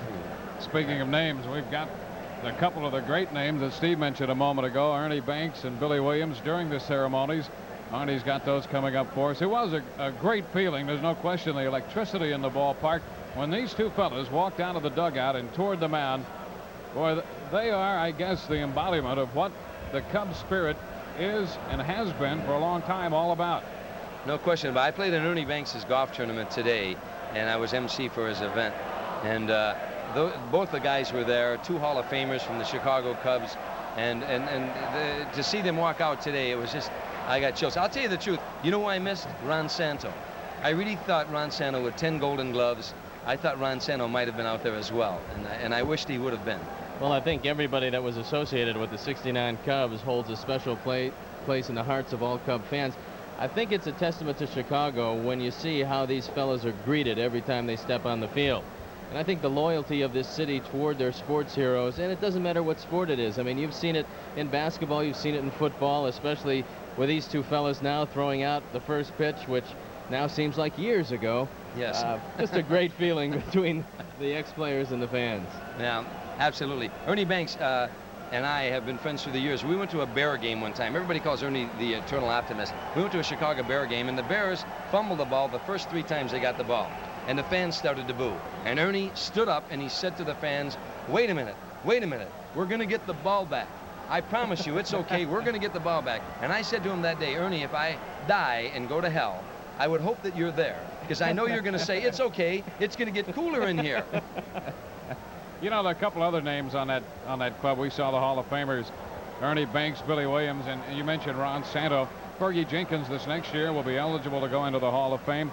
And I have to believe that those two fellas, Ron Santo and Ferguson Jenkins, should be in the Hall of Fame. And I believe they will be. Yeah. You know, I really believe they will be. When was the last time we had a third baseman like Ron Santo? Before Ron Santo, who was the great third baseman for the Chicago Cubs? You're talking some run production along with the Gold Gloves. I was looking at Al Rosen in Stan Cleveland. Hack. Yeah, I wasn't That's right. born there. I remember when Steve Stone was a Chicago Cub. Shows you how old I am, you know. Occasionally now we double date every now and then. But he retired very young. Yes, he did. Steve, well before my time. Last time that we went out, I think you were dating Irene Ryan, wasn't it? Was Irene Ryan, wasn't it? Older women. I've always liked older women. Yes. And they like you too, Steve. This is, but anyhow, what I was saying to all that as a little boy sitting out there in the bleachers and dreaming that one day that maybe I would be a bat boy for the Cubs, which is going to happen this week. But to come here tonight, it was the most exciting thing for me. I was emotional when they sang, you know, America the Beautiful, when they sang the Star Spangled Banner with I'm with a friend of mine, and I kept saying to her that, you know, you don't know what this means. I mean, the night baseball at Wrigley Field, it was, and the audience, the crowds were reacting like this was the World Series. Cub fans are so special. We say that over and over again, but they are just a special breed of people that they just believe. Americans are, if you ever watch a fight, the average American fan is like this. And they may not even be a fight fan. In the first round, they're watching a fight and the guy gets knocked down. And they go, oh, this is a terrible fight. In the third round, he gets knocked down again. And they go, who put this fight together? In the fifth round, the guy's knocked down again. They said, somebody should stop this. And then the 7th round, he's knocked down, and all of a sudden he's still on his feet. And the 11th round, and all of a sudden it's the 15th round, and he's lost 14 rounds. But all of a sudden you're pulling for him. You know he's not going to win this fight, but you want him to finish on his feet. And that's what the Cub fans are all about. We don't really care sometimes. We want our team to win, but if they don't win, you know, all we want to know is that they're doing the best they can. If they're doing the best they can, that's exactly what we in Chicago, who work in factories, who work construction, who drive a cab, we do the best we can, but we don't win all the time. We can't pay all the bills all the time. And so the Cubs are just an extension of us, you know. But you always talk from the perspective of the Cub fan, which you've been for many years. Do you think, as a Cub fan and as a man who has followed the progression of the Cubs through all of the good years and many of the bad years, that lights in any way diminishes the appeal of the Cubs or Wrigley Field? Oh, no, absolutely not. Absolutely not, no. I mean, I think anybody who knows a little bit about baseball, and I have to tell you, a while back, I asked some major leaguers this question. And also, I'm very articulate about what I'm about to say. I said, how many people of 40,000 fans that are in the ballpark, how many really know baseball? I mean, really know the game? And the highest figure I got was 3,500, and the lowest figure I got was around 850. And so those, and I don't claim to be an expert, but anybody who loves the Cubs really believes and knows a little bit about baseball that they simply cannot compete unless they have lights. And for all the reasons that I'm sure that were expressed here this evening, we all knew that this would have to come one day, either in Wrigley Field or in another field. And our fear, of course, was that we wouldn't be able to come to this field. We would leave here. This is the most magnificent ballpark in America, and now we have lights on it to show its magnificence. And that's just the way I feel about it, you know. The rain has started again, fellas. It stopped for a while. They must have had the weather forecast in the umpire's room, because we have a light rainfall now after it had stopped for what appeared to be about 15-20 minutes. We're rain delayed here in the bottom half of the 4th inning, and we have been rain delayed now. It's closing in on 2 hours, just in case you wanted to know. 2 hours already? Yes. Didn't it seem like 7 days? You know, it's flown by. It's really amazing. To be honest with you, World War II did not take this long. You know, this is the nightmare of our business. You know, this is the nightmare. We all say, well, you know, now let's see, what can we talk to this jerk about? No, you know, I'm a big fan of Second City and always have been since the days that I played in Chicago. I'd always go down there, watch improvisational comedy, and watch them go through their skits. I think it was wonderful. And I remember that they did a skit about 2 guys calling a fight. And the fight took about 13 seconds. And they had 2 hours of live television to fill. Arnie has played the highlights back a few times. They played the highlights backwards, had them getting up off the canvas. Nothing to do. There's nowhere you can go when you have the time to fill. So we're glad you're here. Actually. I tell you, as most of you know, or some of you know, I was a member of America's first black and white comedy team. Tim Reed, who's now on a show called Frank's Place, was formerly on a show called WKRP Cincinnati, played Venus Flytrap. Tim Reed and I started out in Chicago. We were America's first black and white comedy team. One of the sketches we used to do was about when they were launching the rocket ships to the moon, and they would have a delay, and these 2 guys were stuck with this delay. And now the delay went on for 12 hours, and they were saying, and the guy had nothing else to say, so let's take it over to Steve in Fort Lauderdale. Steve, what's going on down there? And he would say, sun's up. Thank you very much, Steve. Can you describe it to us? Well, it's big and it's round and it looks like a big fiery ball, and we did a whole routine on what you guys are going through now. I hosted my own talk show here for 1 week on ABC, following Nightline for 1 week, and now we did it in March. Oprah Winfrey was on hiatus, and they said, Joe Ahern, the president here, said, why don't you come in and host your own talk show for 1 week and do whatever you want to do for 1 week. And it went very well. So now they're saying maybe the NBC network is, or ABC, I'm sorry, ABC. ABC network says, why don't we do this in the fall for 13 weeks? And, you know, that you'll come and do this for 13 weeks, and if it goes real well, maybe we'll have a national late-night talk show out of Chicago. So I have done what you guys are doing now. I've gone around the country and hosted local talk shows, and every night you get guests sometimes who are, you're very fortunate having a guest who's a lot like me. who has funny stories if you want, but every now and then you get a guest maybe that's a lot like you, Dwayne, or Steve, and you don't know where to go from there. You're in a lot of trouble. So yes. Well, fortunately, you're prepared 45 minutes, and which is good because we've got 42 minutes left. Sure. So I've got funny stories that everyone has heard, but we'll do them again.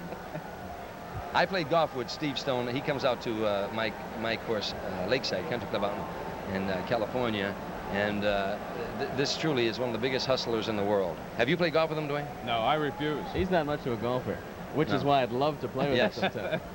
Well, there's a great story I'll tell you about a guy who went out and played golf and shot 147. And when he got in, he said to the caddy, "You're the worst caddy in the entire world." And the caddy said, "That's impossible. It would be just too much of a coincidence."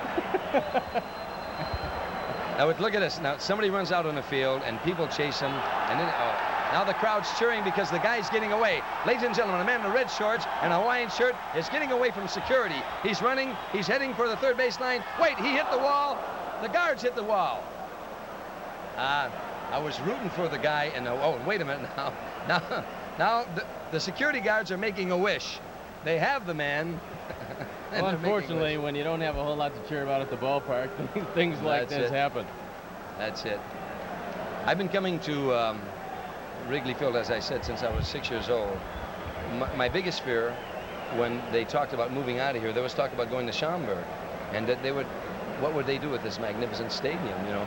And it had to do with lights in those days with Dallas. Yeah. Well, I think that's what everybody talked about when they talked about the pros and the cons of putting in lights. And what I said at that point was the same thing I said this morning when we talked on various radio shows around the country, and I know all of us had the opportunity to do that, was regardless of what the lights will bring or won't bring to the city of Chicago, the thing is the Cubs will stay in Wrigley Field, and you've got the ivy on the walls, you have the 368 power alleys, you have one of the few parks in all the major leagues where wind is a factor, so it becomes a very human game. Not that we know it's not a human game anyway, but you're more buffeted by the elements here. And so on days when your pitcher's real good but the wind's blowing out, you're going to have a 7-6 game. And on days when the wind's blowing in, the guy can get away with some mistakes, it's 2-1. You never quite know what the park is going to be like until you get here, and I think that's why it's a wonderful place to play baseball. Yeah, the variables are so much greater here. It's a throwback to when almost every park used to be that way. It had its own distinct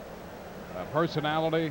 You played the right field corner in one park differently than you played it in another park, and this one has its own unique peculiarities that a lot of the multi-purpose stadia around the country no longer have. One looks like the other one, looks like the other one. Yes. What's the West? You remember the West Side grounds? What did it look like when they played here? When this was the West Side grounds? In the year 1908, Steve. Facts that you folks might want to know. In the year 1908, the Chicago Cubs won the World Series. At that time, there were 45 states in the Union. Teddy Roosevelt was president of the United States, and the world's oldest living president, Ronald Reagan, wasn't even born yet. 2 years later, Halley's Comet came through Chicago. Halley's Comet has been back, and the Cubs still have not won the World Series. Do you think that team knew or had any inkling at that point that they better have a good time because that was it? Yes, I think 1988 later, 80 years later, they still wouldn't have won the World Series? Well, they knew, that night they all went over to Ditka's. They used to do that in those days. They went over to Ditka's bar, and they discussed that this is probably the last time this will ever happen in this ballpark, But, that's an interesting thing. As some of you know, we go this again. As you know, I was the first president of the Die Hard Cub fan club. Today, there's over 100,000 card-carrying members of the Die Hard Cub, Chicago Cub, Die Hard Cub fan club. Everywhere I go around the country, people show me that card. And they all ask the same question. I mean, we have members in Scotland, in Guam, on Guam, people who sent in to become card-carrying members of the Die Hard Cub fan club. And they all ask the same question. When, Tommy, when do you think we're going to have a World Series, a world champion at Wrigley Field? And I really believe that Jim Frey, I really believe that what they have here now has the potential. And this is not emotional or that you're a Cub fan, of course you're going to say that. I think within the next 2 years that this team can pull it off. I really do. Well, with the youth build-up they're having. And then they'll tour Guam. I think the club's definitely headed in the right directions, and of course you can't make promises into the future. All you can do is try to establish a trend, and I agree with you. I think the trend is moving in that direction.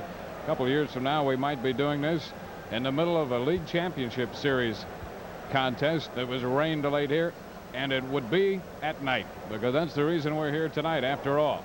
We'll take a break and be back in a moment.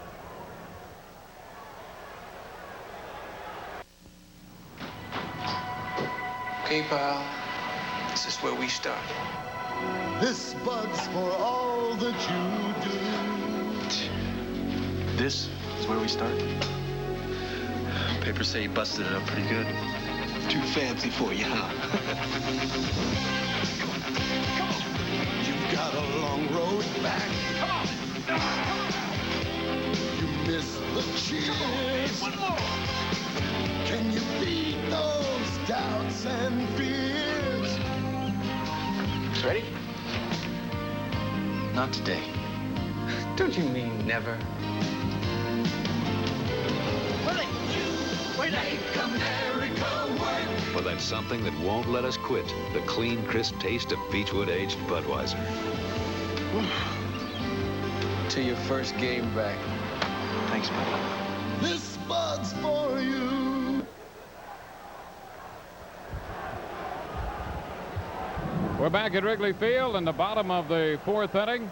Steve Stone, Tom Dreesen, I'm Dwayne Stantz. We've been rain delayed a little better than 2 hours, and we're going to check with Bob Jordan to see what's going on at Harry Carey's restaurant. Well, the die-hard Cub fans are still here. They haven't given up yet. And as a matter of fact, some of the fans from Wrigley Field have even shown up here all wet. And we got a couple right here. You guys are pretty soggy. You were out at the park. What was the atmosphere like out there? The atmosphere was great. It was like a World Series game. We were all out there. The Cubs were trying to do their best, and they did their best. It's raining, and they're going to come back and win the game. All right, that's how it's going to do. All right, very good. Step back a minute, pal. I got you already. Okay, we've got some other fans that we haven't had a chance to talk with. Some of the ladies here. what's it been like here, knowing that you've had a chance to watch history in the making? Well, I've been working here, and it's been phenomenal. The people are pretty up for all this. Little crazy. They've been here waiting for something to happen, and it hasn't happened. And as you know, we've been trying to keep them happy. I think we've done that. It's been a great crowd. The food's been good, and we have a lot of happy people here. And we have some other folks here. This lady here said she had a special request for someone who had tickets but wasn't able to make it. That's right. That's a hello to Chris Keogh. He was supposed to be here tonight. Turn that audio down. Go ahead, ma'am. I'm sorry. Chris Keogh was supposed to be here tonight. He was paralyzed recently from the neck to the waist, and I really miss him tonight. So this is for you, Chris. Okay, so he's one of the diehard Cub fans who's somewhere watching it on television. He sure is. And speaking of television, we have had fans call in. We had some guys from a ship somewhere in the Philippines who are, I guess, pulling us off the satellite call in and say that they are watching us out there. We've gotten calls from Germany, as I mentioned, the Philippines. Just about all over the world. It's phenomenal, the amount of people who have been watching this game tonight, who have in turn called Harry Caray to let us know that they're watching us and that they are eagerly awaiting this outcome of the first night's game. What about you, pal? You happy to be here? Oh, you bet I am. I just want to say hello to my son Patrick, TJ, Brian, and my daughter Katie in Downers Grove, Illinois, and God bless the Cubs. All right, what about you? God bless the Cubs. There you go, got a signal there. And you, ma'am? Hi, Andy. I hope you're watching. You missed a great night. Okay, so that's about it. We're going to throw it back to the stadium. We are still hoping that we can get the rest of the game in. All the people here are having a ball, and we're going to give it back to you, and we'll all be here waiting. All right, thank you. It has been called. After a 2-hour and 10-minute rain delay, this game has been called. We'll be back with a few final words in a moment.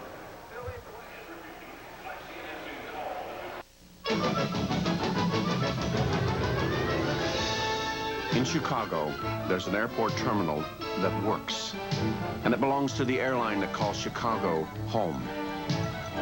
It offers you the most advanced baggage system, faster ticketing and boarding procedures. It's the most spacious, convenient, efficient terminal in the business. United. From the ground up, rededicated to giving you the service you deserve. Come fly the friendly skies. Well, you're in trouble already. I don't do flakes anymore. Come on, you want to make a splash with the cereal today, you got to jazz it up. Nuts, chocolate chips. Nothing here but flakes. Not something so simple. Now, I see you don't want to be full of stuff like the other guys. They zig, you zag. Very clever. I like it. Kellogg's Corn Flakes. Corn Flakes? Taste them again for the first time. When your field gets ready for night games, use GE Floodlight from True Value Hardware Stores. They brighten your yard with clear white light for games and added security. Plus, they're weatherproof to shine season after season. Get GE's standard floodlights, 75 or 150 watts for only $244 each at participating True Value Hardware stores and home centers. If the fantasy fits, wear it. At Merle Herman's Fanfare, the sports fans gift shop.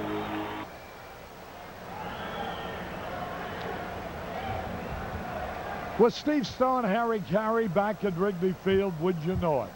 The first night game is not the first night game. Tomorrow now is scheduled to be the first night game. This game has been called off because after about 2.5 hours, it's still raining. Where have you been all this time? I've been over on the radio side. This was quite an evening, and obviously we got in all the pregame ceremonies and had all the hoopla that you'd associate with an event like this. And Harry, I guess we have to feel privileged at this point that we did get in about 1.5 hours and had everything happen on the field that really had to happen. Even though we quite obviously cannot finish this, it's still raining as hard as it ever was. Well, we can tell. I can tell my grandchildren. Someday you can tell your grandchildren how you broadcast the first night game ever played at Wrigley Field. That was never played. But it only lasted 3.5 innings, which did not make it an official ball game. Tomorrow we're going to be preempted, and the networks will take over. So we're going to have another crack Wednesday afternoon when the Cubs are playing the Mets. Well, I look forward to that one, Harry, and I know you're going to be on the radio tomorrow night. You should look forward to that one. It's going to be another festive occasion here in Wrigley Field, another beautiful night, and you'll get a chance to do it all over again. I didn't realize there were so many great divers and swimmers in the Chicago area. Look at that. Al Nipper, Greg Maddox, Jody Davis. There's Nipper. Now watch this. How would you rank him? 9.7? Well, he got not much hang time, but he gets a lot of length. Look at this. The pairs competition turned out very well between Lancaster and Maddox. So a lot of fun at that. And what do you think? What's the message from this night? Beautiful weather yesterday, beautiful weather today, until we started to go into the bottom of the fourth, and the rains came suddenly, and they still haven't stopped. Well, what I think, Harry, is that it's very disappointing for all of us associated with the ball club, and I know for all the fans, and there's still a lot of them in the stands, even though the game has been canceled. They must have got a very bad weather report, the fact that we can't continue any longer, the fact that this rain is just absolutely not going to let up. And I know I'm disappointed that we didn't get a chance to play this one to completion. Rick Sutcliffe, who went out there despite the fact that his back was bothering him. He was leading 3-1. He had a good chance to win this one. He needed another inning to pitch. The Cubs would have had to come up only one more time, and he would have then been the winner in this ball game. So you have to feel disappointed, but as you've always said, in baseball, there's always tomorrow, and they're going to be right back at it again, even though the Phillies will leave town and the New York Mets will provide the opposition. Ryne Sandberg picked a good night to be at the top of his game. He had a 2-run homer in the bottom of the first, and then he scored the 3rd run. And the Cubs were out in front 3-1 when the rains came. Well, that's it. With Steve Stone, this is Harry Caray from Wrigley Field. We're sorry we could not bring you a complete first night game from Wrigley Field. That will have to wait for tomorrow night when the network will be carrying it. So long, everybody.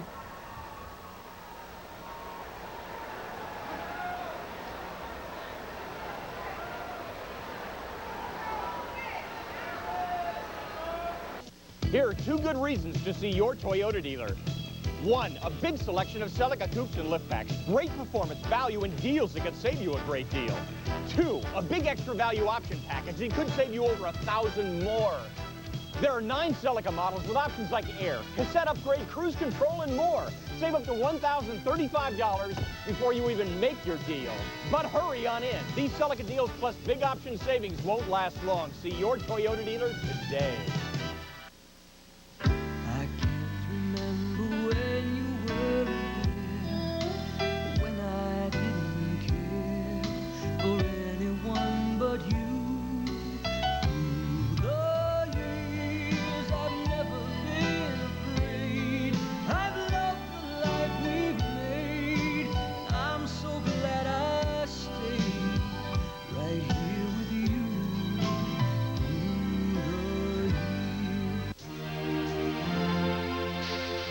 Mexico.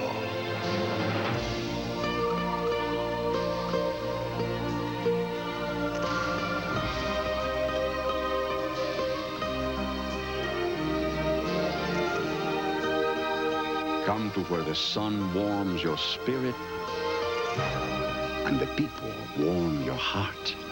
Come, feel the warmth of Mexico. If you're looking for the best deal on a new car, simply find your way to the nearest Chevy dealer. Because during Chevy's year-end clearance sale, we're putting you on Easy Street with the lowest prices and best selection of the year. And right now, if you want to save an extra $1,500 on Beretta and Corsica, $1,600 on full-size pickups, take the simple route. Head straight for your Chevy dealer today. He's closer than you think. It couldn't be any easier.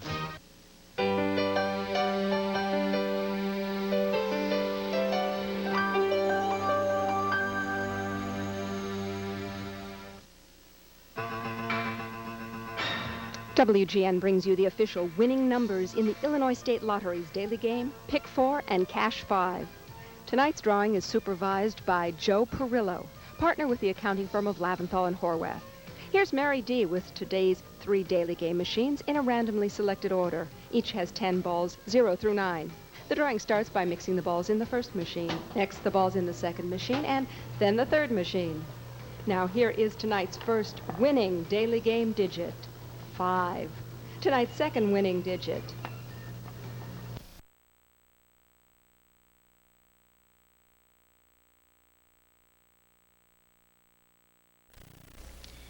then it is a small thing when compared with my resentment of the KGB.